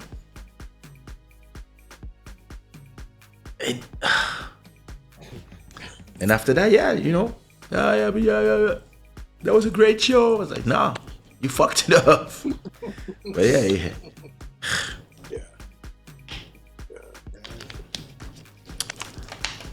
So you were saying that we probably need to get one of those camera. Yeah. Yeah. I really think that when I watch both your shows, I believe that the next level to both your shows is a camera like the Sony 5100. That is a camera that is worth used between $200 and $300 now, and this will make the difference. And then the lightning that goes with it, I think this will make the difference, because this creates if we look at our free images, you can see it's just a bed behind me, but the fact that it's blurry and that the colors are those they receive way more color than a phone. And every show that I watch now, I see the emphasis on video production as well as audio production. A lot of the shows I watch, they have now. So okay, this is a little too much for one-man operations like us. They all have 3 cameras, but they have guests. Usually it's shows with like 2-3 people talking. But even the people who are just one person, Wow. they all have this emphasis on video production. Why? Because we are in a world where everything is visual now. Nobody is listening to podcasts anymore. Everybody is watching podcasts, because everybody is watching podcasts on YouTube. And me, most of my when I listen to some podcasts, for example, I'm gonna watch. Let's say I'm jogging. I'm gonna listen to one episode, and let's say I do 45 minutes walk or 1 hour walk, and the podcast is 3 hours. When I arrive home, I'm still listening, and then I'm gonna keep listening while I'm taking my shower, etc., etc. And then when I'm out of the shower, and I put something comfortable to stay at home, I go to the living room, and I'm still listening to it. At a point, I'm gonna pause, and I'm gonna watch where I am in the audio, and I'm gonna go on YouTube, and now I'm gonna continue the same thing, but watching them talk, because even if audio is the most important part, the expression on the face on somebody also conveys something that you cannot have from audio. Even if it's very entertaining, you laugh, you enjoy the whole thing. When you see them, it doesn't have the same thing. It's like if I heard Mountain of Inspiration one episode, I would enjoy, and if I didn't know him, I would ask myself, how does he look? And I would I would invent a persona in my head of how he looks. And then one day I found a YouTube channel. I thought it was an Asian guy or whatever. But then you will realize that watching Mountain of Inspiration, there's not only the entertainment of learning and getting coached on subject, and at the same time hearing anecdotes on historical facts. But there's also the entertainment of watching his face while he's explaining to you something. All this is also part of the entertainment of every person that watches or that discover him in my channel. Like for example, MJ Wemoto, who is a fellow creator. When he tells me about Mountain of Inspiration, he tells me that he loves the content, but he also loves the watching the content. It's not just listening to it. It's really like the whole thing. And this is why I believe that it's very important at a point to start taking it to the next level when it comes to the video content. Because I'm in Istanbul right now, in Turkey, in a hotel room in the middle of an airport. I'm actually inside the airport. Oh. I'm inside of the Istanbul airport. If I turn, wait, I'm gonna show you.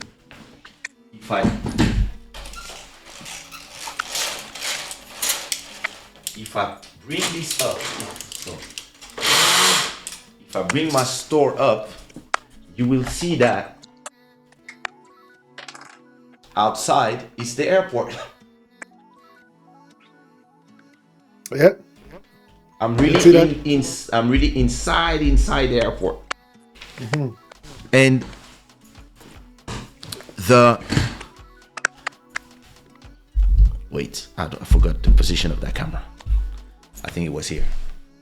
Yeah, and so I could just have taken my phone and plug it to my computer. Mm-hmm. And use it, and actually it would be easier and it would be less cumbersome to walk with just a phone and a computer, or even just a phone. You know, you just record yourself on a phone like I used to do back then, and that's it. But because I want to give my audience a very qualitative experience that is not just audio but also visual and sensorial, and I also want them to learn and get and enjoy or forget whatever they go through while they're watching a show, because we're talking about experiences, we're sharing something, we're sharing a moment. I take it to me to bring a computer, a keyboard, a mouse, a camera, light, another light, like and turn a hotel room into something that it looks like a studio. It looks like, you know, and I really believe that as content creators and as the donations come and the revenue from your channels generates the income, investing in one of those Sony cameras for live stream or the Canon M50 or those, it will change everything. So and which Sony is it again? You have the link. 5100. Joel. Yeah, 5100. Yeah, 5100. Yeah, there are a couple of them on Kijiji for I'm looking at one for $400. It comes with a lens of 16 to 50 with a bag at $400. Oh, really? I use the 6400. So now I think the last model is the 6600 with a Sigma lens that is 16 millimeter. And listen, the quality, like, and I went to see I have a link of a video of how to set it up for live stream. But listen, like, the difference it does is crazy. And yeah, listen, it's interesting because people come from the content, but nowadays this is part of the content. Yeah, I mean, content is not only just the message, because you can say nice things to people that you see on the street, but Yeah. at one point they'll look at, okay, do you really live what you preach? Okay, so do you really live what you preach? Meaning if you coach people to be successful in certain areas, they'll be looking at, Are you okay, yourself? oh well, right. And then And you know, what you do say you know makes that? sense. Do you know that YouTube is filled with fake guru? Right? Like, Is that true? it's filled with people who pretend that they arrive somewhere and they give you a lot of materialistic images, but all this is a lie. They rent stuff or whatever, somebody lends them, and what they're trying to, the only way they make money is when you buy their course. Exactly. And this is crazy. Like, there's a bunch of them, like in crypto, in life success, in fitness, like it's a world of scammers. It feels like everybody came out of Kinshasa, the land of all crooks. That's not true. No. I disagree. Listen, Otherwise, we'd be true crooks, all of us. listen, we are the exception that confirms the rule. I got some friends, they just came back from Kinshasa, and they were telling me that no matter how much you negotiate, no, it's not a negotiation. No matter how much you ask somebody in Kinshasa, hey, how much it costs to do this? They will tell you, oh, you want what you need? I want you to be my driver for 7 days. Okay, it's gonna cost you $200. They will find a way to try to finesse you out of an extra $50. Yeah. Everybody is trying to scam somebody of more than they asked. Even the damn, listen, this morning I had to go to a website and pay $46 to get tested when I arrive in Kinshasa. When I got tested before going. What is wrong with you people? Why do I have to get tested when I go? I'm negative already. You know I'm negative because I wouldn't be able to get in the plane, and you still want to test me and make me pay $50. This is That's called another debate. this is called scamming. Then I pay a plane ticket, right? I have my ticket. It's a business class ticket. This ticket, it's of course the promoter that makes me go in Kinshasa. He paid $4,000 to make me travel to Kinshasa, right? Inside of that ticket, if you look at the breakdown, you will see the price of the ticket is actually $2,800, and then you have X of the taxes of this, oil, tax carbon, all that, and then you will have tax aéroportuaire, which is how much the company pays per ticket sold to the airport. But still, when you want to leave this damn city, you still have to take a Go Pass that costs you another extra $50. What the hell is wrong with these people? Scammers. They are scammers. Survival. Scamming to survive. Listen, it means that it costs you $100 to just get in and get out. You know you have to shell $100 that you could do. Listen, it means that when I went with my family out there, I had to pay 4 times the test in Lisbon. This is $240. Then I had to pay 4 times the test in Kinshasa. This is $200. And then I had to pay 4 times the Go Pass. This is another I hope 200. you're forgetting one thing. You're forgetting one thing. Now to leave the country, you also have to pay $50 for another test before you can get on the plane. Like, and listen, There's one more At test least- you have to take 3 days before you get on the plane. Talk to your mom. It's not encouraging. listen and Dimi, listen. To me, at least this one, I understand it. You need a test to go back. This I understand. But why you need a test to go in? Make me pay. And the Make- funny thing is, the test you do to get in, they don't even send you the result because they say it doesn't matter. Yeah, it's the money that they carry. Come They say it on. doesn't matter. Listen, those three white girls, they went there for journalistic work. They came back and they say, this is the city of the scammers.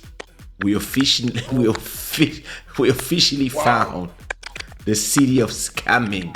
Everybody try to scam us all the time. Even the people who work at restaurants, hotels, they were like, Toliate, I'm sorry, oui, maman, il faut nous aider, like, and even my friend said that he arrived at the airport and he has his test, and the person is trying to find something in this test that has been done in France. Yes. And then he's like, what are you looking for exactly? Because you're not gonna find anything.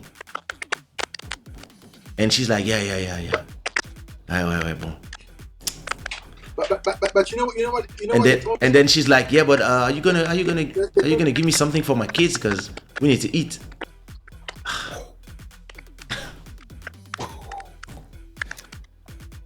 You have to go, Joel. You have to go. You have to feel it. You have to live it. But you know what? You know what? they told You me? guys are, you two guys are lucky. Argue with them. No, I don't know. Go ahead, Dimi. No, you know what they said to me at the airport? They only know that you are born and raised in Kinshasa if you can argue with them at the airport. If you can argue with them, they take advantage of you. If you don't argue with them, they say, this guy is weak, they take advantage of you. I say, you can do whatever you want. If you want to put me back on the plane, I'm getting back on the plane, but I'm not giving you anything. They say, yes, we can tell you were born and raised in this country. So come in. Listen, it's a country that is on a next level, I'm telling you. It's on another level. But like you say, yeah, survival.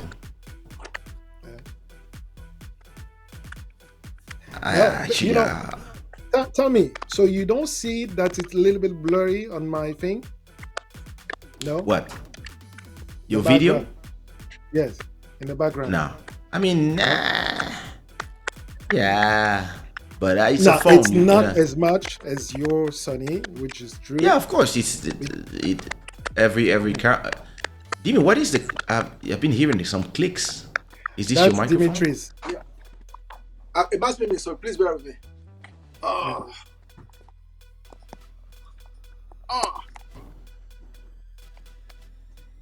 Yeah, is it better now? Oh, Yes. I should have asked earlier. Oh, it's your headphones.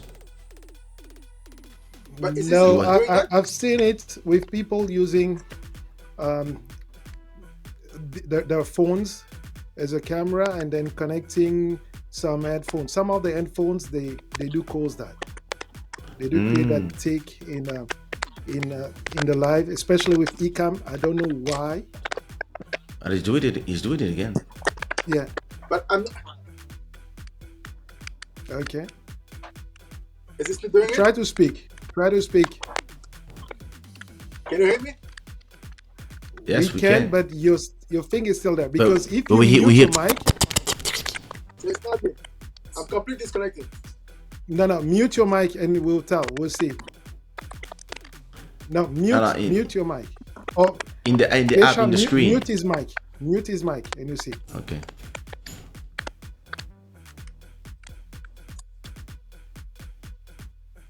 Okay, Yeah, there's no noise. That's it. this As is soon as you turn strange. it back in, yeah. That is so strange. Now it happened once on uh, Dahlia's show there with Gabrielle, and we had to turn it off.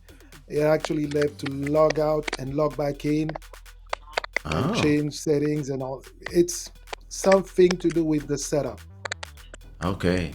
So it's Yeah, maybe an ECAM bug.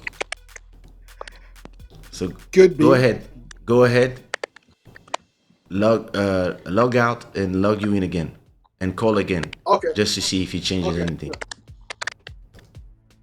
Mhm. Yeah. Yeah. So So yeah, because yeah, yeah. It's go on ahead. my phone I use Epocam by Elgato. Yeah. Yes, and I just realized that there is a way to do autofocus or manually focus on it, but I need somebody to be there and play with that. But because Yeah. I'm a one man show, and yeah, I think I'll Listen, get one Sony. this is what I love about it. They have a touch track, so you touch your face like this, and that's Mhm. it. Then it That's it. follows it, and if Mhm. it lose it, you just touch it again, and Mhm. listen. It gives you that look that you can turn a hotel room into something beautiful. But if Mhm. somebody look like it's not even bluish or whatever, like Yep. it looks in the image, it's actually all white here. It's just that you play with the lights and the camera and then the LUTs, whatever, like it changes everything. Yeah. Especially when you can like, for example, on Club Shada, I have a Club Shada, I have a darker, I would say it's a darker look where there's Mhm. not all these lights like right now. It's really more me in the dark with this light, that light, and the yellow one. That's it. That's it. And Mhm. yeah. And but it's the camera that does the rest. Mhm. And you can see the sofa, but you don't really see it. It's like it create that atmosphere. This is why like Yeah. from my home, I don't like to shoot club shutter in daytime, for example. Mhm. Yeah, because Wouldn't you have sound. too much light coming in. Yeah, yeah. When the window is like, so even when I pre-record on daytime, I just shut down the store. Mhm. He never came back. Yeah, it's probably trying. Yeah. So, but It's gone. one other thing that we people may start thinking, just to prepare themselves, like we said, it's really reviewing all these points, those 5 points we mentioned, and on the topic, making sure that they have talking point and doing some research. And by research, I say it's simple, it's easy, it's listening, reading, if you can read or if you can watch people who have talked about a topic and Mm-hmm. get their perspective.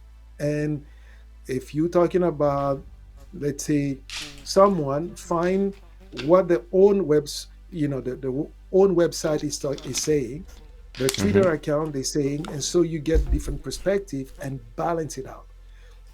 Because at the end of the day, and that's I've been telling a lot of people on YouTube, people don't come to listen to the news. They come to get perspective. Opinions. They come to get your perspective. They need to know what you think about this. Because if they want to listen to the news, they just go on YouTube, or they go to CNN News or France 24 or whoever, whoever Yeah. news outlet Whatever there, they speak can what they want listen. to hear. Yes, Actually, but that is very true. Like mhm, when something happens in culture or in the news, like I love to have the opinion of my different people, and I love to have different takes of 20 minutes on the same subject by Joe Rogan, Joe Budden, Lovely T, Adam Schultz, Charlemagne the God, and then Stevie Music Feeling, and then I add mine. And sometimes, yeah, I can spend my afternoon watching all the different takes on the same subject from my different people, and listening to their opinion and actually forming my own, or maybe adding to my own from all their opinions. And that what you said is very, very true. And a lot of people, they forget that. Right. Because when people come and listen to us, they've already listened to other people. They've already listened to other content creators. Now we're talking. Yes. Okay. Good. Yeah, you were So saying. they've already listened to other content creators, and they're coming Yeah. now to see how much you know, or what is your perspective On the subject. on the subject.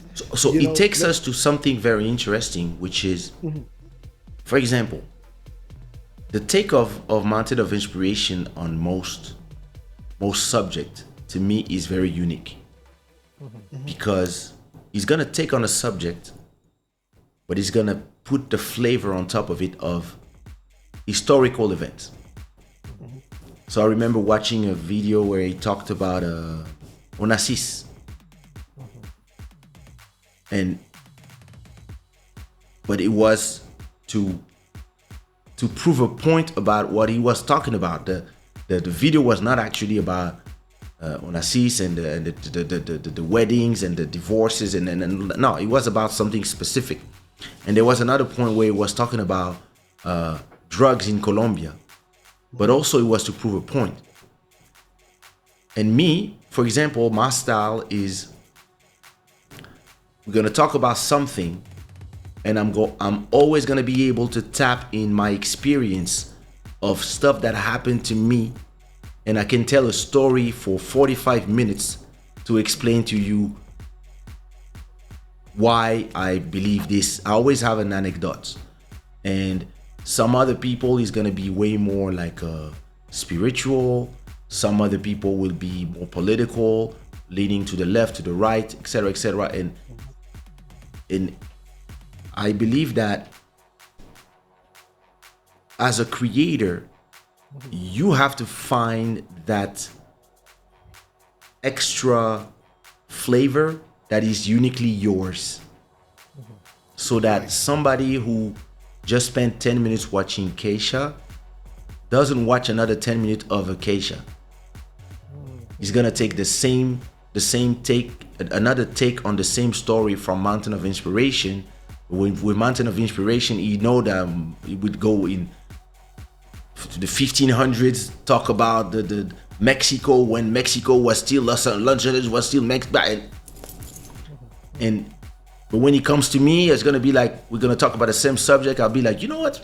One day I produced this girl, and blah, blah, blah, blah, blah, blah, blah, and then and a lot of creators, I think what is the hard part is to find your style, find who you are. Do you believe that it's something that you learn, or is something that comes with your personality?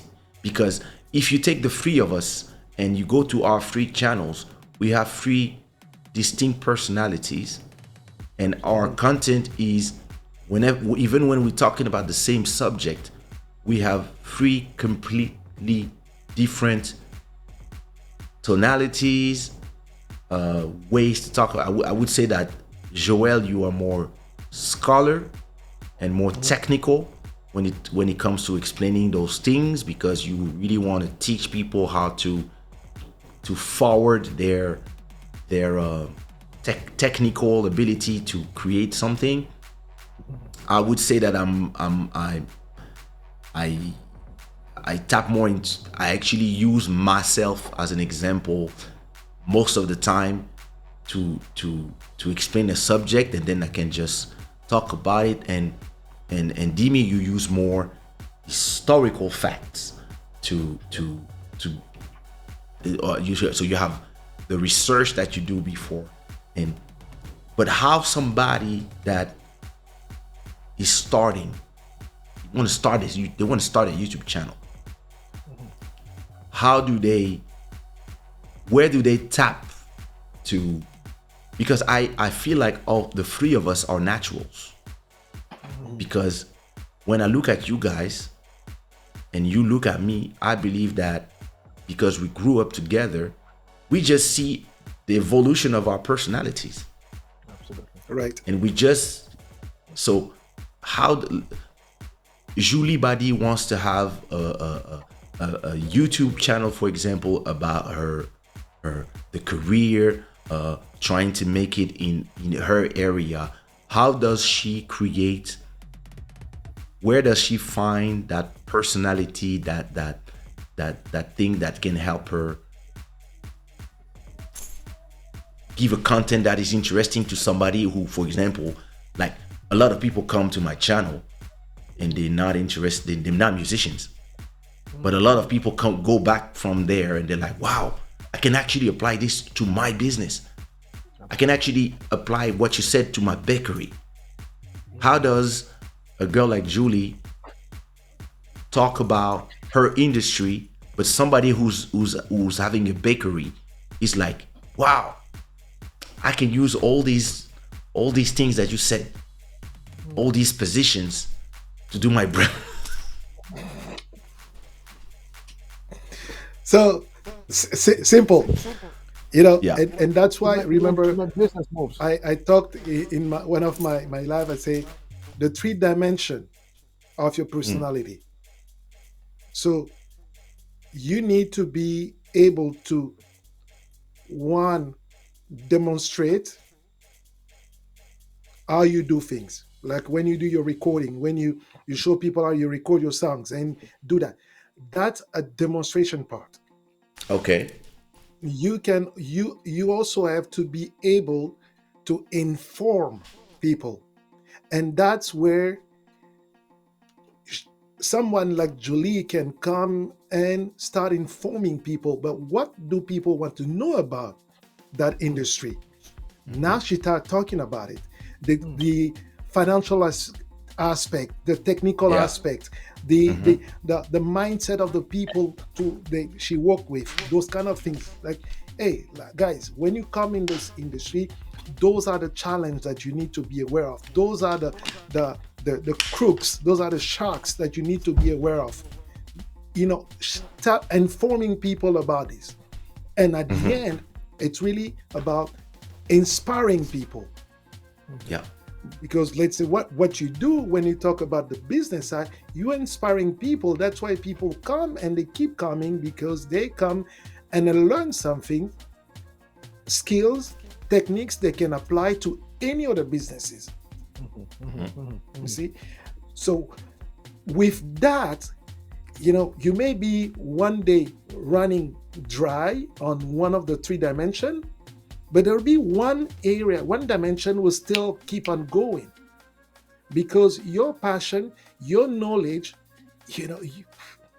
you can talk about the business day in, day out. People need to stop you, or your body needs to tell you, like, now I'm tired, because you can go Do you know on that and go on. in the last live, in my cup, I had Red Bull because I was actually falling asleep. And do you know that there's a moment where I fell asleep while I was talking, and then I woke up while I was talking, and I didn't remember what I was talking about, but I kept going, saying to myself, it will come back. And like, I just, from the last 3 words I said, I just went on, and I completely lost my train of thought, because I just did this, and it was not long, but I just blanked, but my mouth was still talking, and I came back, and whatever I was saying, I have to find in that live, because it was the one from last week. I have to find when, because I'm not sure if I remember when it happened, but there's a moment where I just went, and then I came back, and I was saying something, so I was like, ouais, parce que donc le cheval, oui, donc ce cheval, s'il est dans le pré, il faut bien que dans le pré, il y ait quand même à manger, parce que si dans le pré n'est pas bien arrosé, donc comprenez, il faut faire attention à l'eau du pré. I was just gone, and in my head I was like, I have to finish this live. The damn the damn Red Bull is not doing any effect. So then I was like, okay, guys, I'm gonna end here because I'm really tired. And then Marina Kali, I think it's Marina Kali said, yeah, what is the thing about business? And then in my head I was like, okay, I'm just gonna give like a 2-minute answer, and then I'm ending. And then I think while I was answering, the Red Bull start doing effect. and then I went from another hour. And then I got a $100 super chat. So there you go. Interesting. So what is your opinion, Mountain, when it comes to how does somebody find their own voice? It would take some time. Yes. At least for me, it took for me at least 200 videos. Because of course, yes, because of course I'm trying to actually see what everybody is doing, trying to actually learn from everybody, and trying to copy people. And eventually you say to yourself, you know what, forget about it. I have my own unique voice and my own unique perspective. I'm going to use it. If it works, fine. If it doesn't work, forget about it. But I just have to be unique. But it takes some time to actually find your own voice and to find your own rhythm. And the only way to actually also be able to show up every single day. Personally, I take this as a very serious job. My day start at 4 o'clock every single day. From 4 o'clock in the morning, I start thinking in terms of at 3:35, I have to be live in front of people. So what exactly am I going to talk about? I have to make sure that 3 hours before I get on live, no food, because it happened to me once. I'm speaking and say, oh my goodness. That's now I understand why musicians don't eat before they speak, because so you have to prepare yourself to the point where 3 hours before the show, you are basically on production. I said to myself, there's a group of people waiting for me somewhere. I have to make sure I present my very best. And it doesn't matter if only one person shows up. You don't know who's going to watch your videos 10 years from now and say, oh my goodness, this was the first video I saw of this guy. So you have to bring 100%. Have you ever peeked at how many people were watching and it kind of disconcentrated you, like because there was like nobody or two people? Yes. And how did you kept on going? Yeah, because I have this saying to myself. I kept saying to myself, even long before I started speaking people, I say, I am the kind of guy, you can give me a microphone, you say to me, you're going to go to Madison Square Garden, you're going to speak, but it will be completely empty. I will do it. Why? Because I say to myself, the more you do something and you go through places where nobody's paying attention to you, the better you're actually getting as far as your craft is concerned. As a matter of fact, I love it when I speak and nobody is there, because I say to myself, oh, so how can I actually stay motivated when nobody's watching? Because this is live. I'm being recorded. I'm live. I can't be saying, oh, there's nobody here. So I have to bring my 100%. And just one quick story I want to say. Go ahead. And Joel knows the story. One of the reasons why I love Bob Marley so much is that when he was coming up in the 1960s, they were training them. The guy was grooming them, said to them, you know what?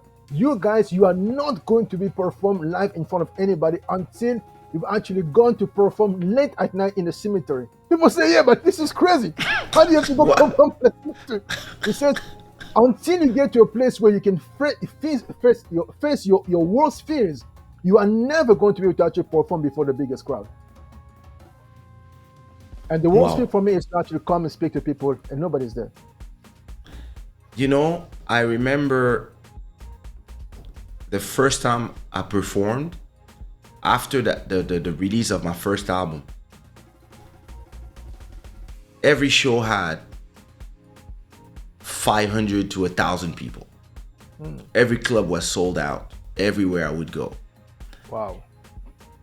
And I remember the first time we arrived somewhere and the place was, I think they took a place for 1,000 people. And it was actually 35 people. Whoa.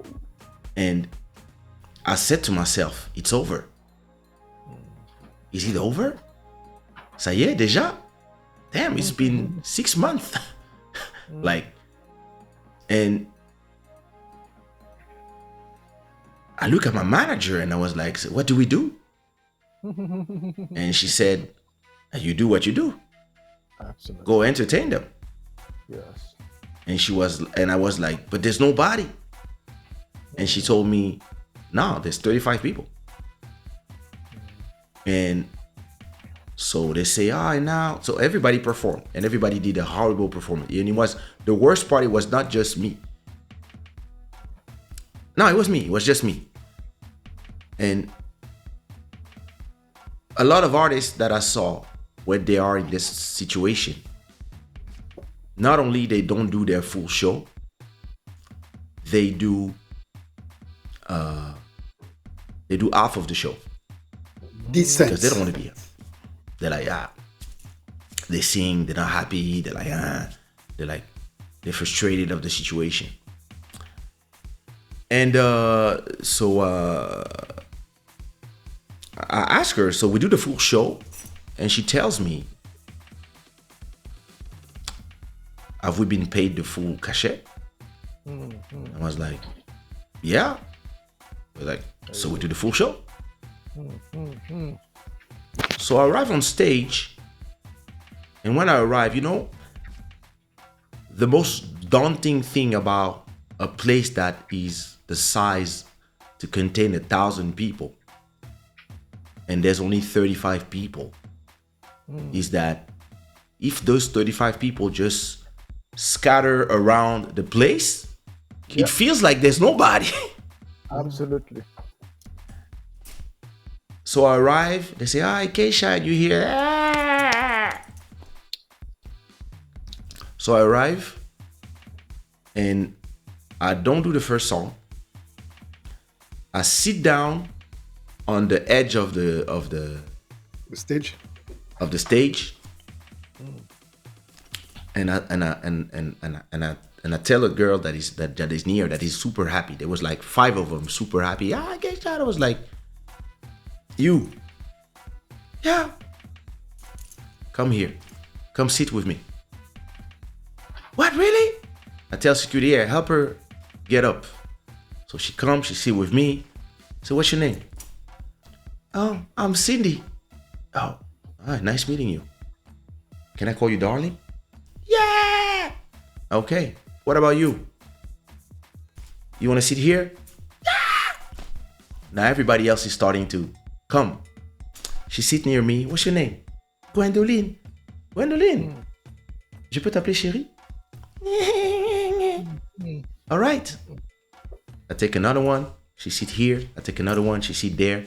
I took all 35 people and I sat them on both sides of both my sides.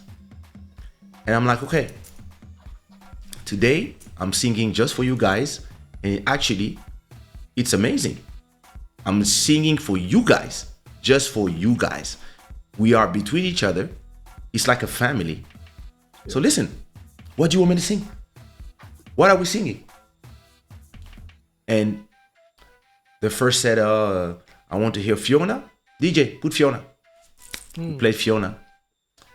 After Fiona, what you want to hear? I want to hear Love de Toi. Let's go Love de Toi. What about you? I want to hear On dit quoi. Okay, we keep it for the end. And instead of singing like 6 songs, I actually sang like 12 or 13 songs.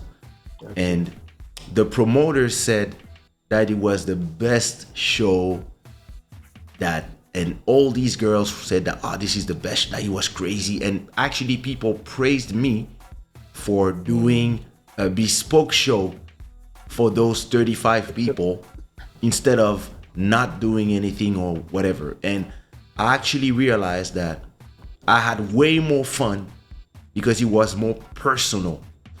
And after that, every time I arrived to a place where the crowd was hard or there was not a lot of people, what was exciting was the challenge. How am I creating something? How am I creating a meaningful experience with what I have here, instead of those easy shows where everybody's yelling? But I mean, like it's great. It's great for the ego and stuff. But you don't once you've done like 100 of them, yeah, it's great to do them, that you get paid and stuff, but there's no challenge. And sometimes, when I do Club Shada, I know that usually there's around 300 to 400 people total.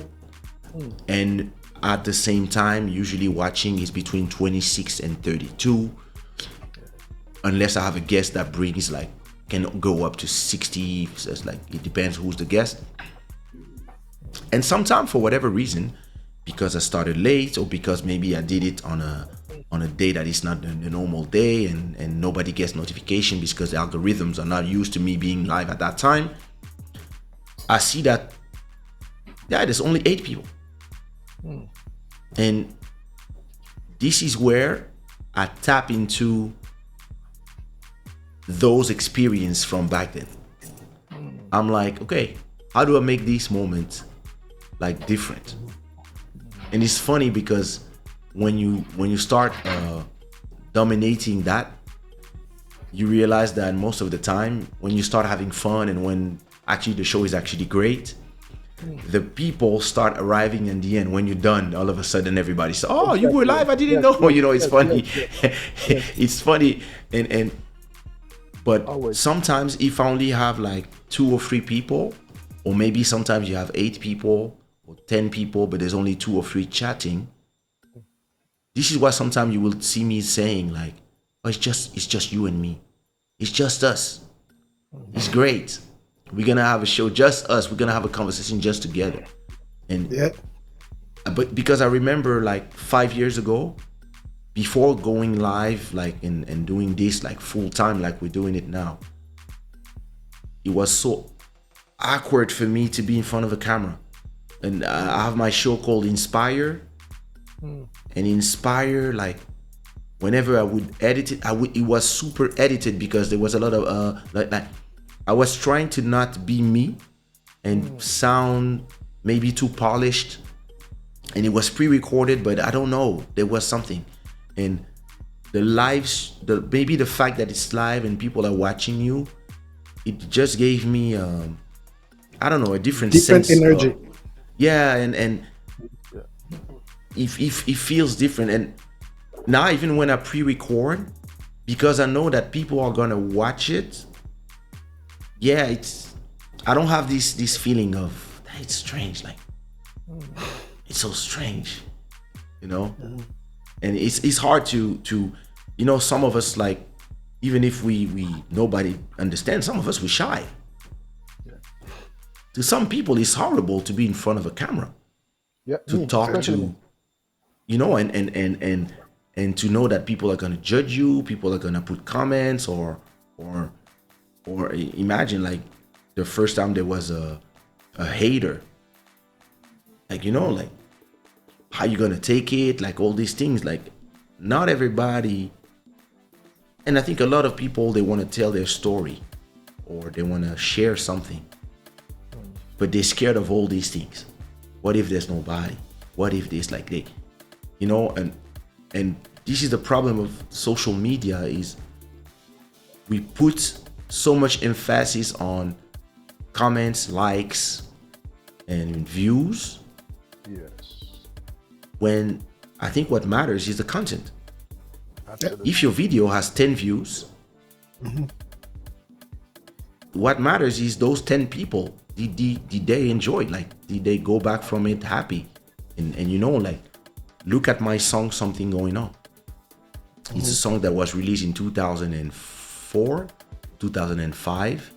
Right. And because of TikTok, it explodes now. It's this is my #1 song now. This song has 14, 15 years of 16 years later.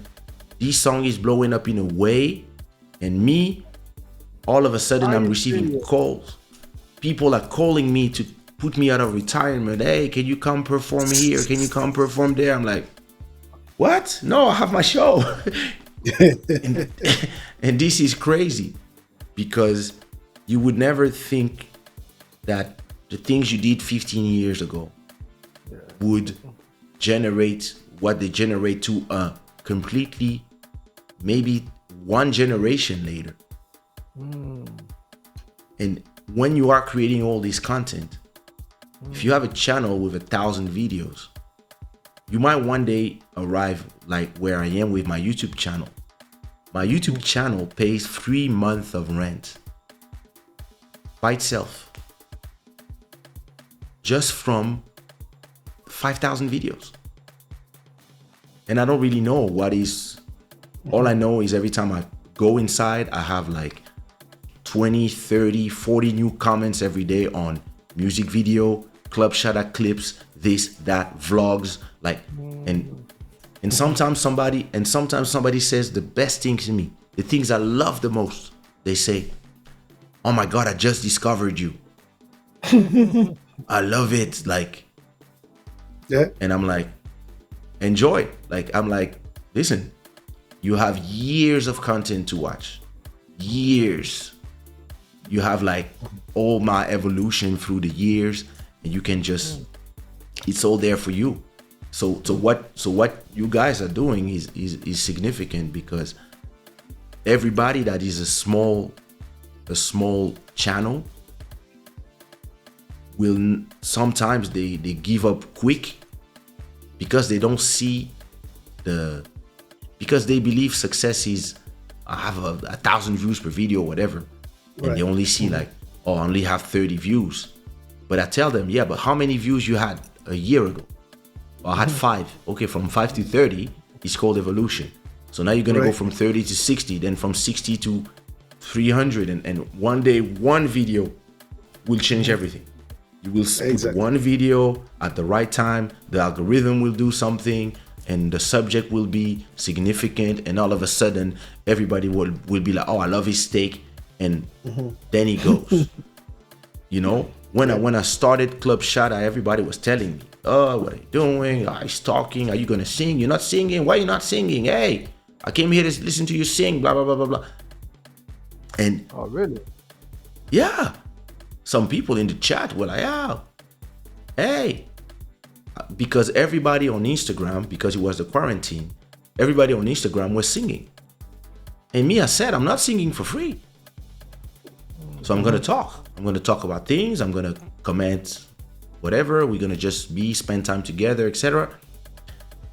And in the beginning, I was like, oh. But then the more we went, now I have artists, politicians. I got people that have things to say. They say, hey, I want to come to your platform. Or sometimes I talk to somebody about something, and I say, yeah, you know, I talk about this in my show. I don't know if you, and they're like, of course I know your show. I watch your show. Yeah, you said this. And I'm like, what? You watch my show? I never saw you in the comments. Oh no, I don't comment, but I watch. And I watch like the small snippets you put on Instagram. I watch this. I was like, finally, like, you know, you do these things and it takes time. And then the more you do, you don't realize that people are watching and people are taking notes, and slowly things happen. But what both of you would give as an advice to somebody who has a very small channel, how do they promote it? Promotion, it's really tough. It's really tough, and in a way that, How do you promote yours? oh, mine, it's, you know, taking some of your advice in the past, making some snippet from the main show and sharing it on different platform and putting a link to the main one to come back Yeah. to YouTube. And that's how you can grow it. And the other way also, I found, it's really interacting with other channels. Yeah. Interacting with other channels, because that's how you discover them. And because I went to a mountain of inspiration, I was able to discover other people that Yeah. I follow now. And some Actually, of those people, they came to I just to did it. comment on. I met. I discovered the Omoreji channel. I think. Moregi. Omorege Chagrin. Moregi channel, and I left a comment. I left a comment on their channel Oh, really? yesterday. Yeah. I went there. I was watching one content, and I watched a little bit of it, and then left a comment, and I said, hey. Yeah, and the other thing too that I learned listening to other YouTubers and more experience, and I also got that as a feedback from one guy who was doing like random review. It was the thumbnails. It says, it was an advice to me. Say, you are still growing. Don't make your thumbnails all look alike. Try to be unique with your thumbnails, because why? When people come to your channel, they don't know you yet. So if you put the same template for every thumbnail, some of them may think you're talking about the same thing. But when you Interesting. have different templates, different thumbnails, then they will be interested, and different depending on the colors and all that. For someone who is established, they can afford to have template for their thumbnails, because Me, I keep people changing- I know keep- them. I keep changing my thumbnails. I'm never happy about them, so I keep. Exactly. So what about you, Dimi? What are your recipes for? What have you learned from your great reset? Now, for me, two things. First of all, it's history, right? In the 1970s, this guy that we call today Bob Marley. In the 1970s, eventually they went to England to actually look for a promoter, and they found eventually found this promoter named Blackwell, Mr. Blackwell. When Chris Blackwell Blackwell. actually agreed to sponsor them, he paid them money and said, "Go back to Jamaica, make music, and bring me back the music that you're supposed to bring." They brought the music, and he says, "Now that I have the music, I know that exactly what you sound. Now we have to get on the road to promote you." He said, "We have to go to crazy places to perform music." Just to let you know, we're going to bars that actually attended by people that look completely different, people never seen before. But you have to be prepared to go there. Two things happen. Peter Tosh and Bunny Wallace said to Bob Marley, "You know what? We are too big. We are too righteous for this. I mean, Jamaica, we are big. Why would you be going performing in front of empty places, talking to crazy people? They look weird. That's not for us." So they walked away. Bob Marley said, "You know what? If that's the price to pay to actually get to the top, I'll pay the price. You tell me where I have to perform, I will go perform." He was the only one who stayed with the group and went and performed everywhere, even empty bars. Just he goes, nobody's there. They don't know his music. But you know what? Because he paid the price, his name means so much now, more than Peter Tosh or Benny West. Because why? He paid the price to actually be seen. That's number one. That just comes to history. And personally, I simply say that whatever we're doing right now, we're just doing what Bob Marley did. He was humble enough to say, "You know what? I'll go perform anywhere." If you just want to start from the very top, you know what? Yeah, that's just a lie. That's not success. You have to start from the very bottom, pay your price. And what I do practically on a daily basis is I make sure what's this guy? Gary V. You know Gary V, Yes. right? Yeah, of course. Yeah, Gary Vee gave a very beautiful comment, advice a few years ago. He says, the only way to actually get to success when it comes to social media is practice the 180 rule, which is basically every single day, go to 90 different channels, leave at least your 2 cents comments.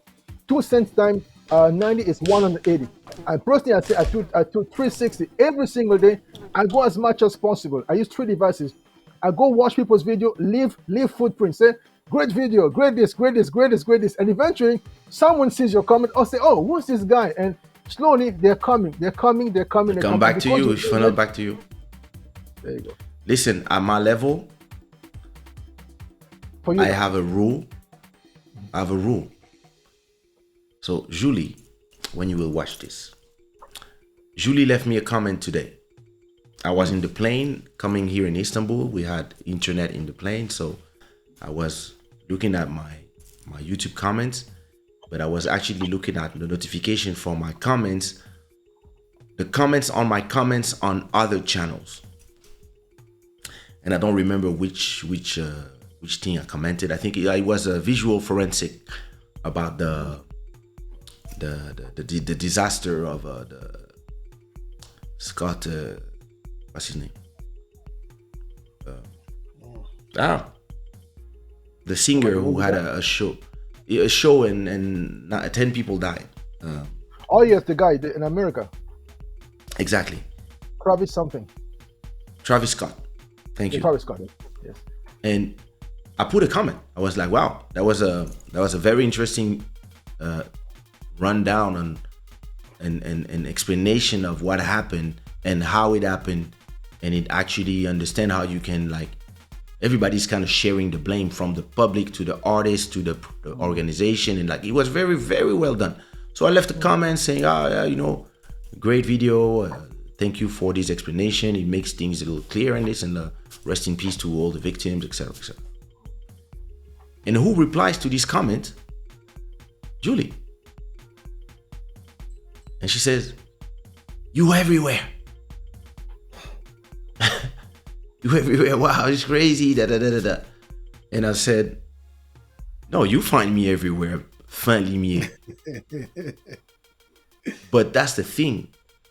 A lot of people, they discover, like I posted a comment on it was the creator of Instagram, Kevin Citron, was on the Lex Friedman podcast, and he was explaining how they created Instagram and how it went from a company called Bourbon to becoming Instagram, and what was everything. And then when people they ask him, like, yeah, but you sold for 1 billion to Facebook, like, and everybody's pissed at you for selling to Facebook. Like, was it hard to sell to Facebook? And the guy replies, I only had $10,000 in my bank account, and somebody's want to buy my company where it's only 13 people at that time doing Instagram, and somebody's giving us $1 billion. So everybody in my company, from me to my co-founder to everybody that worked in the company, everybody's set for life. Everybody's set for life. And listen, we were having a hard time creating, like, keeping up with the demand, keeping up with the servers, etc. Like, it was eating our resources because the site was so popular. And I left a comment and I said, I remember very well the launch of this. I remember I was there at that date. I was doing this, and I was using also the competition at that time. And this is the reason why my name is Kaysha 2201, because I missed the moment where I could choose my name. Except, like, I explained this in the comment, and somebody came in the comment and said, "Oh, Kaysha, you here? I never thought you were a geek." Really? And I was like, well, listen, I've been a geek before being a musician. And they were like, yeah, but I always focused on the music. And then the next thing you know, that person leaves a comment on the channel. Because as you said, it funnels people back to they're in their head, they remember you. And especially when people comment on your channel a lot, at a point you go to their channel, or if you comment in a lot of channels, especially smaller one, and they see your comment, they come back. Same thing, I have this channel, I think they have 4 million followers, Abba and Preach. I love their content, and I comment on every video they do. And when they put on my comment, there's usually 100 comments. And at a point, one of them sent me a message on Instagram. Oh, really? And he said, "Hey, listen, I think you left a comment on our channel. I wanted to thank you because I'm actually a fan, and I'm actually a kizomba dancer as well, and I've been dancing on your music forever, and I'm Haitian." And I was like, wow. And and we kept it moving, and it a lot of people, they want the visibility, but they don't want to put the work. They don't want to go on they want people to comment on their channel, but they don't go on others people's channel to comment. That you have to build that community. My luck is that of course I had my name, but when I did Club Shada, it was not music. So a lot of people, Club Shada, it was kind of something new. And then Emmanuel Etienne, Julie Badi, a few of them, they were there before. Okay, Lina, like there's some people that they've been supporting me, following me, Zouk Lover, Abju, all of them. But a lot of people, they discovered Club Shada as it was going, as there was the quarantine. And as I was doing, it was growing organically. And as I was inviting people, Sirène des Îles, for example, she came from the Naturie Eben show. And then she stayed. A lot of people, they come from your guests. If you have a good guest and that guest promotes their venue on your live stream and you do a great show together, a lot of these guests will stay and will subscribe to your channel. And this is why for me, to be able to comment on my channel, you have to subscribe in the live stream. I noticed that. You cannot comment if you're not subscribed for at least 5 minutes. It cleans up a lot of the stupid trolls, and at the same time, even if somebody subscribes just to comment and then unsubscribe, a lot of people will subscribe to say something and they will stay subscribed, and then they will, the platform will keep proposing stuff, and they might come back and it may be in the next live they will start staying. Or a lot of people, they come from the clips on Instagram. But you have to be able to do this for hundreds of episodes and days and days and days.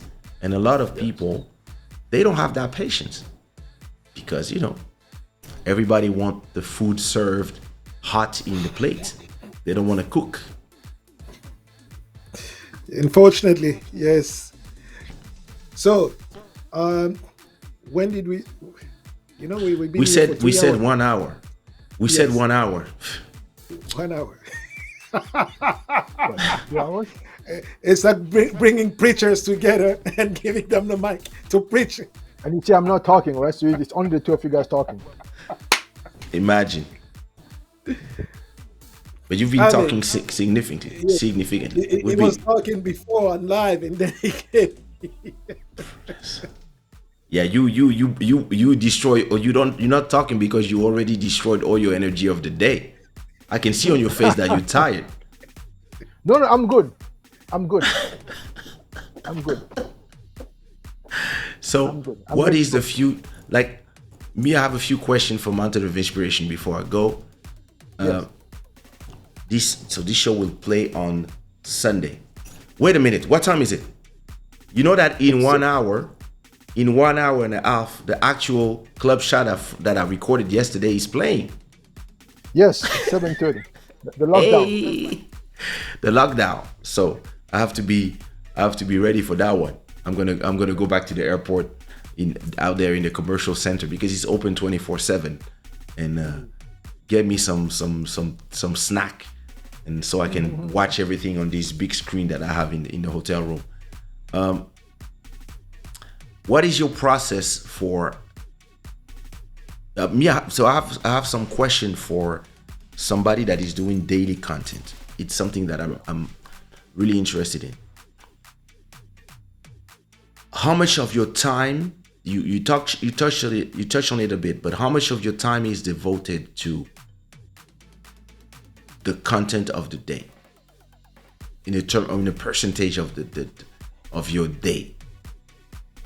In terms of research, in terms of preparation, like the whole thing, from research preparation to releasing the content. But first of all, I would say that it's actually easier to actually do a live show than to actually do a pre-recording. Because pre-recording, you have to do research, you have to actually tape, and when you're taping, you are never going to be happy with every single take. You tend to so actually you keep editing, takes, or edit, blah, blah, blah. So, and even when you start doing the editing, sometimes after 2 hours of editing, you're not happy. So you want to go back and retape the whole thing. Is it the reason why you went? Because I saw the shift. Because you went from edited content to live taping and just delivering live and then saying bye. Is it the reason why because Yeah, because actually too much time. my show called Inspire. I don't know if you ever seen my videos called Inspire, but my Inspire were, yeah, me saying things, but it was, yeah, pre-recorded, and when I was editing, it would drive me mad because I have this tendency to have a subject and to circle around it like 2-3 times, and but when I was watching Inspire, I would cut a bunch of the things because I was like, I've been saying that. But when I do it live, yeah, I think it's way more natural as well. Yeah, yeah, absolutely. I agree with you. Because pre-recorded is too much time in terms of editing. So you factor in the research, setup, shooting, editing, and the editing part sometimes can drive you crazy to the point where you want to go back and retape again and go back over. So it's completely crazy. I find myself sometimes taking 3 or 4 hours just on one show that will only last 8 minutes. My God. So how you went from 8 minutes? So this is what made you go from 8 minutes videos to 1 hour videos, because you felt more comfortable doing it live. Because I remember the first time you did a live was not so long ago. Exactly. And when you did the live, it was like, oh, you went live, cool. You know, hey, welcome sur le bateau. Right. And then the next day I was like, oh, he was live again? And then the next day I was like, wait, what's going on? And then I saw like there was like a shift in your content. Yeah. So Yeah. So you would say like 2, 3, 4 hours a day on the before, and now the funny thing is it takes me less time to actually do the live than I used to do for 8 minutes of pre-recorded content. Altogether, I would say for a live show, from the moment I wake up until when I actually come in front of the people, I would say the show will take me about 1 hour to actually deliver. But if I count every single time I actually devote to actually preparing for the show, I would say maybe 30 to 40 minutes. Because the setup is already there. I don't touch it anymore. The only thing I have to do is just make sure I know what I'm talking about and I know all the different key points, and that's it. And from that point, I can come and sit and start talking. It's so interesting how before doing live content, I would always mount and unmount everything. And now that I do live content, like my setup is, yeah, it's the same thing. Unless I'm traveling, my setup is, everything is ready. It's just like you come and just choose what song, what playlist you're going to play in the back, etc. Yeah. So a live a day, you did probably, you've been live counting the small times that, and the times that unfortunately you had to stop. You've been live maybe like for, I don't know, consecutive like 100 days or 50 days and pouring daily content. Yeah.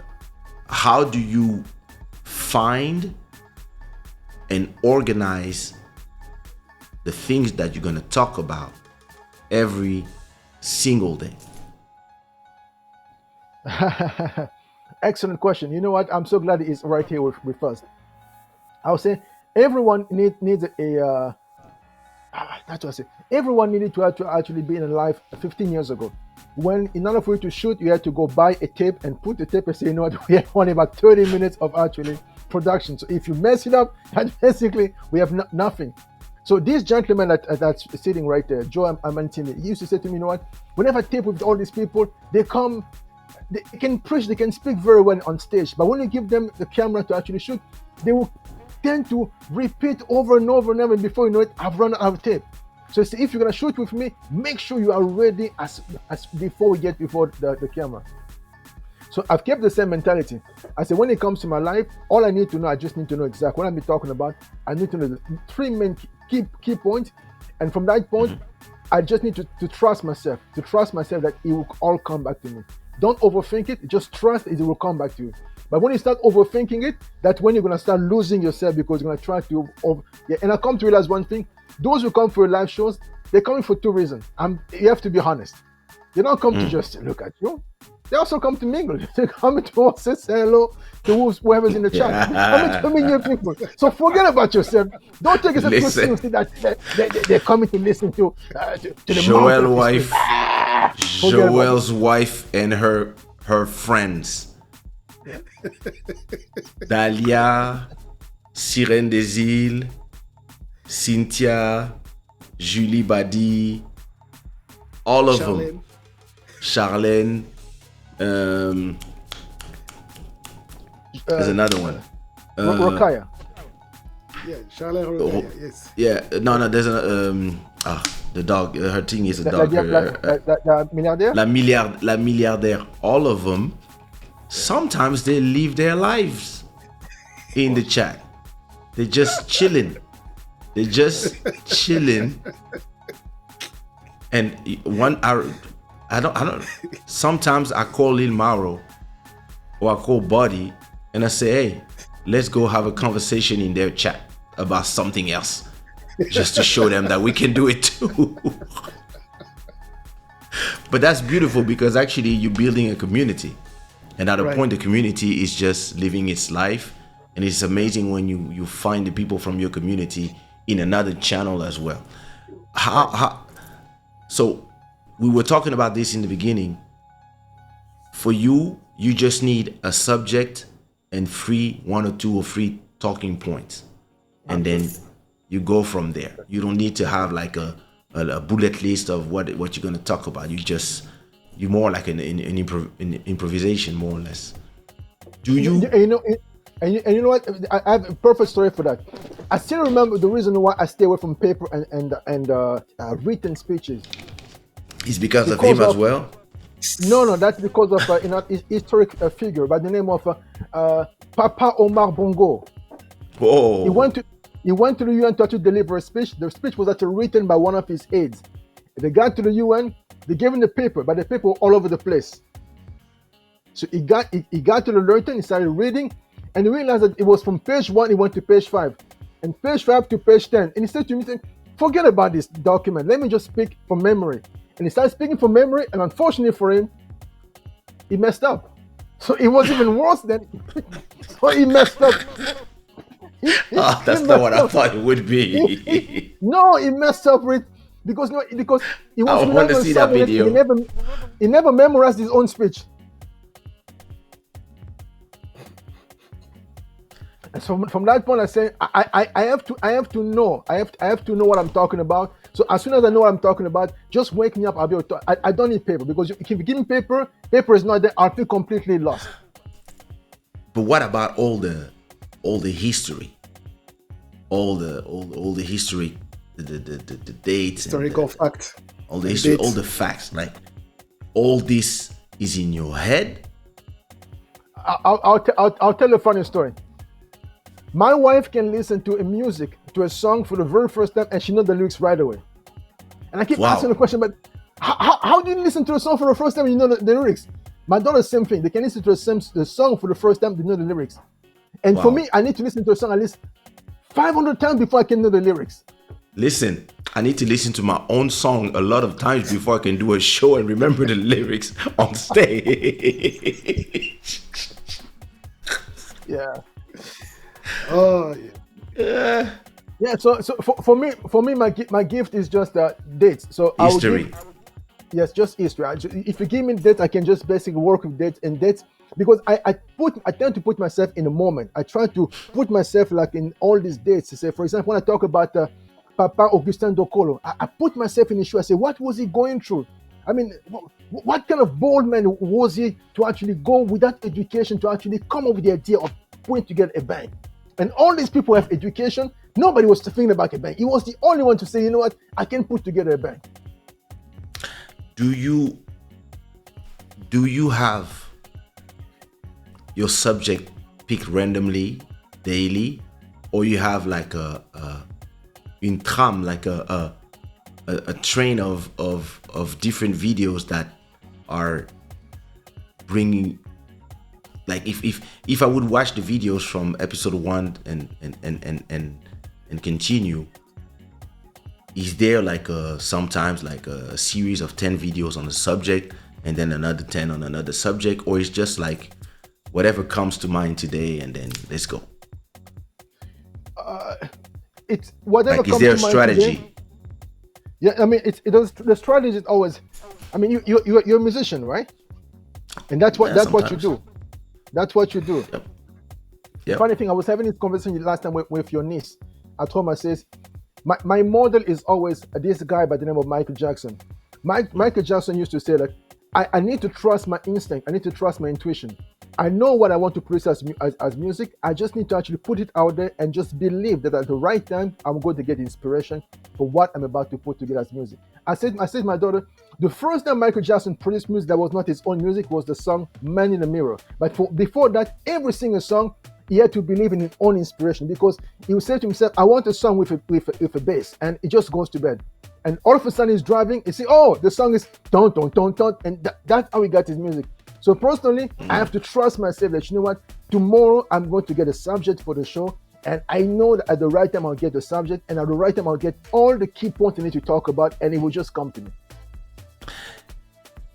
When you look at your 15 years on YouTube, I would say that. Close. Yes, close, yeah. How do you view your evolution as a content creator from the more Congolese community driven and preaching content to what you are doing now? And do you see it as a departure from who you were and just a reinvention of self, like I've been going through thousands of them, or at a point it all comes together and everything you're learning now as you are creating what you are creating, you believe that you can go back and bring back the Kinshasa content and stuff like that, using all this maybe on another channel or whatever? Or for you, Mountain of Inspiration is finally the place where you feel, yeah, this is where I belong? Honestly, I would definitely say yes. This is exactly where I belong. It was a process of self-discovery. At first, I was trying to actually go back and speak to the people that look like me, sounded like me, and came from the same place as how I came from. But eventually, I came to realize that, you know what, all this experience, all the places I've actually been to, it was definitely a way for me to actually become exposed to these things. They would bring me to a totally different place. Perfect example. When I went in 2017 for the first time to Jamaica, and I went to Bob Marley's house on Hope Road, that Wow. place, it did something to me. It really did something to me. I was in a bedroom where this guy used to actually sleep. I went in his office where he used to actually work. I saw the kitchen was actually shut. I said, my goodness. So I saw myself in the moment. And when I saw one of his musicians, the guy asked me, so tell me, where are you from? I said, I'm from the Congo. He says, no, you can't go. So I was like, man, what's wrong with this guy? I mean, I'm just a Congolese. He said, no, you're African. You don't know what African means to me. I said, but you are legendary. You play with Bob Marley. He said, no. The guy, I was shocked. Then I realized that, you know what? We have a mission. Every one of us has a mission. And as a matter of fact, my dream is always, I say, maybe one day I will need to take Kaysha and maybe Fali Opupa. I will go to Jamaica just so I can bring my own people also to Jamaica. Says, these are the iconic figures now from the Congo, now going to Jamaica. That's just a dream.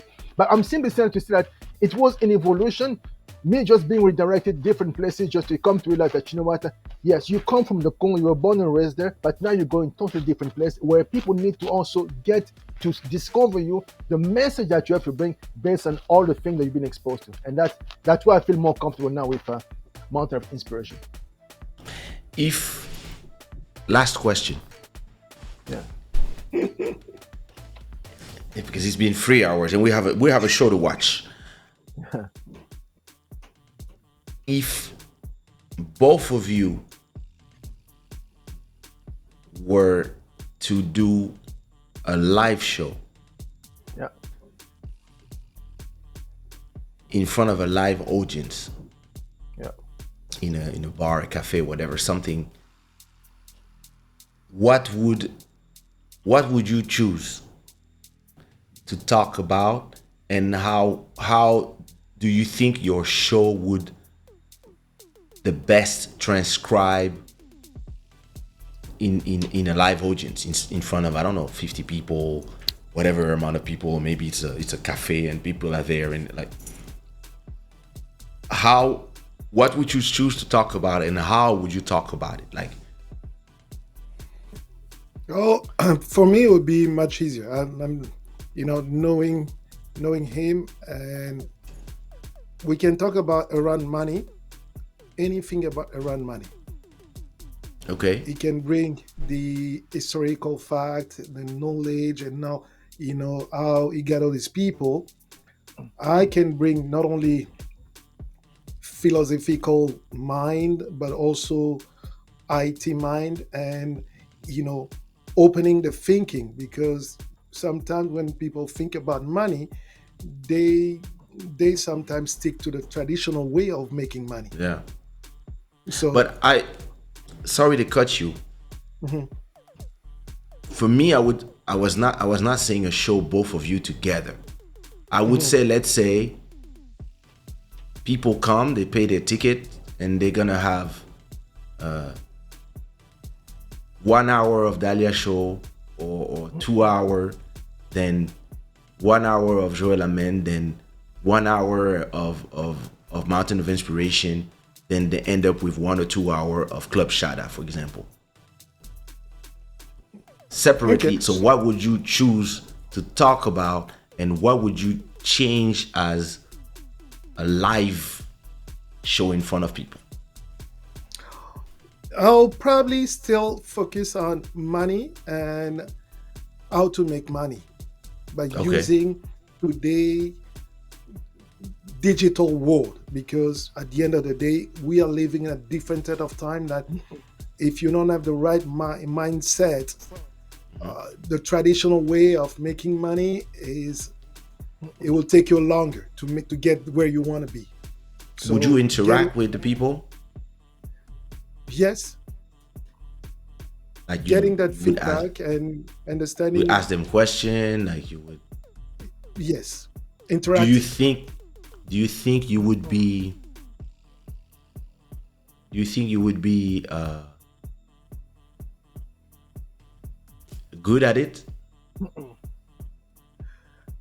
or would be Good at shy, or it. you would be like, Oh no, not shy, not shy. Because the other thing yeah, too in my business, line of business, uh huh, it's about developing businesses, developing relationship, bringing people to talk about their challenges.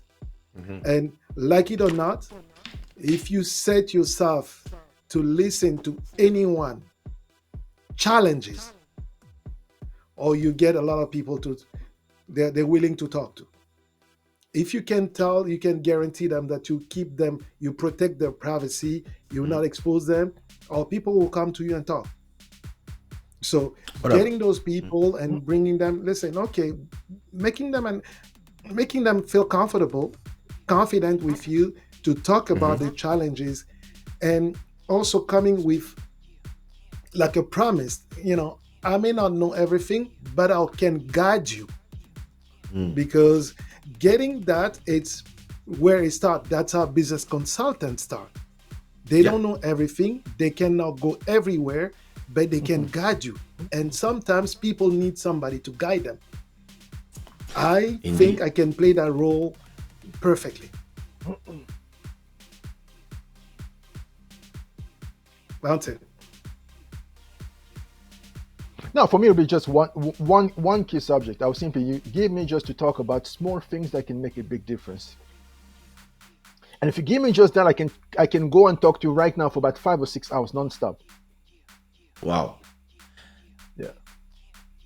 And I can give you one example. I went to Kinshasa in a few weeks ago. I got there. Of course, I was fighting with people who were actually trying to help me to get out of the place. And eventually, because an hour later, the guy was asking me for $60, So eventually I gave them only $10. They were upset. They said, but you're a tough negotiator. We went from $60 to $10. I said, it's either $10 or you got nothing, or you put me back on the plane and I'm going back to Canada. As a matter of fact, I don't care. So they were so shocked that I was so tough in business. Eventually said to me, well, you know what? Let's just go to the VIP section because your brother's not here. Let's just go to VIP section until your brother comes here. So I was just following them to the VIP section. We get the VIP section and they open the place and I get to sit there and I say, but this is disappointing. They say to me, why? I said, but the only thing different between here and over there is the AC. But when I'm looking at the quality of the furniture, I mean, I say I'm disappointed. This painting I'm seeing on the wall is the same painting I used to see in the 1970s when I used to travel out of the place. This is disappointing. I mean, that's number one. Number two, everything looks torn. You guys call it a big country. I go to a place like Entebbe, Uganda. The airport looks much better. I mean, how come we live in a big country like this? Every time someone needs to leave the country, you have to pay $50. But you don't even have money to actually go buy new furniture for this place that's called VIP. It's unacceptable. Small things that can make a huge difference. Just change the furniture. That's small things. And that's how we can change the image of the country. Number one, live in the airport, go into the city. In other places, like you go to the Dominican Republic, they will make sure that your experience from the airport to the city, it's actually manicured. They will close all this section that look completely strange, so that you as a first timer, you will not see it. But you go to the car, they will expose you to all the different things. I now ask my brother, I said, but was there a work in just or what? He asked me why. I said, but I'm looking at all the cars, they look so old. It looks like there was a war in the country. I'm looking at the state of the walls of the businesses. I can't wait to be live from Kin. Yeah, they look old. They look tomorrow. Old. That's just more. My brother, and one more thing I says, we are flying into Kinshasa in the middle of the night. And as we're flying to Kinshasa, it was dark. So I'm saying to myself, okay, the guy said to us, now we're over Kinshasa. I'm saying to myself, I'm hoping not to see light. But there was no light. I said, but I mean, this is bad for the country. As a first time, I'm supposed to be seeing light. There's no light. How in the bush? How in the city? It's Jilly. It was unacceptable. So they needed to create a set of lights around the airport not to make the airport look good because it looked bad. It looked bad. Small things that can make a big difference. I'm gonna tell you one thing quick. I believe this is an amazing idea to do a long 6-hour marathon live. That's a great idea. I don't know. The same people would not stay the whole time, but there would be like a roulement of the people. But that's actually a great idea. And if you're doing live in front of an audience, how would you interact with the people? That idea of talking, 6 hours in front of people. So no. The 6 hours that would be live on YouTube. But okay. I mean, like, how you, Dimitri? How would you interact with the live audience if you had like a Mountain of Inspiration live in front of, in a bar or in the beach or whatever? Yeah, I mean, in person, I tend to be very shy. As a matter of fact, when I get to sit down with people, I don't really talk. I just listen more than I talk. But if you give me a microphone, if you give me a crowd, I will definitely go into the crowd as opposed to staying on stage. I will go into the crowd to make it happen. Yeah, absolutely. That's what I've been doing, performing all the time. Yeah, I remember this key advice I got from my dad a few years ago. He kept saying that there was a fight at one point at one of the bank, not the bank, one of the company was working for. He was actually sent to actually speak to these people. And the key principle he had to use is, if you actually stay away from the crowd, they will eat you up. But once you go into the crowd, then you become one of them, and basically you become all of a sudden the leader of the group. But if you stay away from the crowd, they will eat you up, because if someone is looking absolutely upset, you're going to be focused on this person. But once you go into the crowd, they can see that you are unafraid to go into the crowd. Right away, you become the leader of the pack, and whatever you actually choose to actually talk about, they will follow you. On this amazing note, it's time for us to go. Yeah, exactly. My guys, my dear cousin, it's been a pleasure to do a show together. I'm still waiting to be invited on both of your channels. I'm just saying. Oh, okay. Only somebody's wife invited me. Everybody else has been avoiding me. It's okay. I know I talk a lot. We'll but fix it. yeah, like I would love to go on talk about tech with you and talk about history and business or whatever. Like, so I'm waiting for the invitation. I'm forcing them on you guys. No problem. No problem. Consider it done. Yeah. So this episode will air. I will be in Kinshasa. So what's the date today? Today is the 1st of December. So this episode will air on the 5th of December, Sunday. So and by then I probably will be recording something in Kinshasa. So that's actually nice. That's actually nice. Thank you guys. Thanks a lot for coming here and listen. The internet of this hotel was quite nice, and I see you. So for those who are watching now, remember that 3 days ago we were chatting with you guys in Club Shada episode 159. And we just finished recording what you are seeing now, 3 days after. So that's why I say see you guys in the chat in Shortly. an hour. No. If I don't fall All right. asleep. All right. All right. All right. Okay. It was a What's up? pleasure. Ciao, Thank you. ciao, guys. Ciao.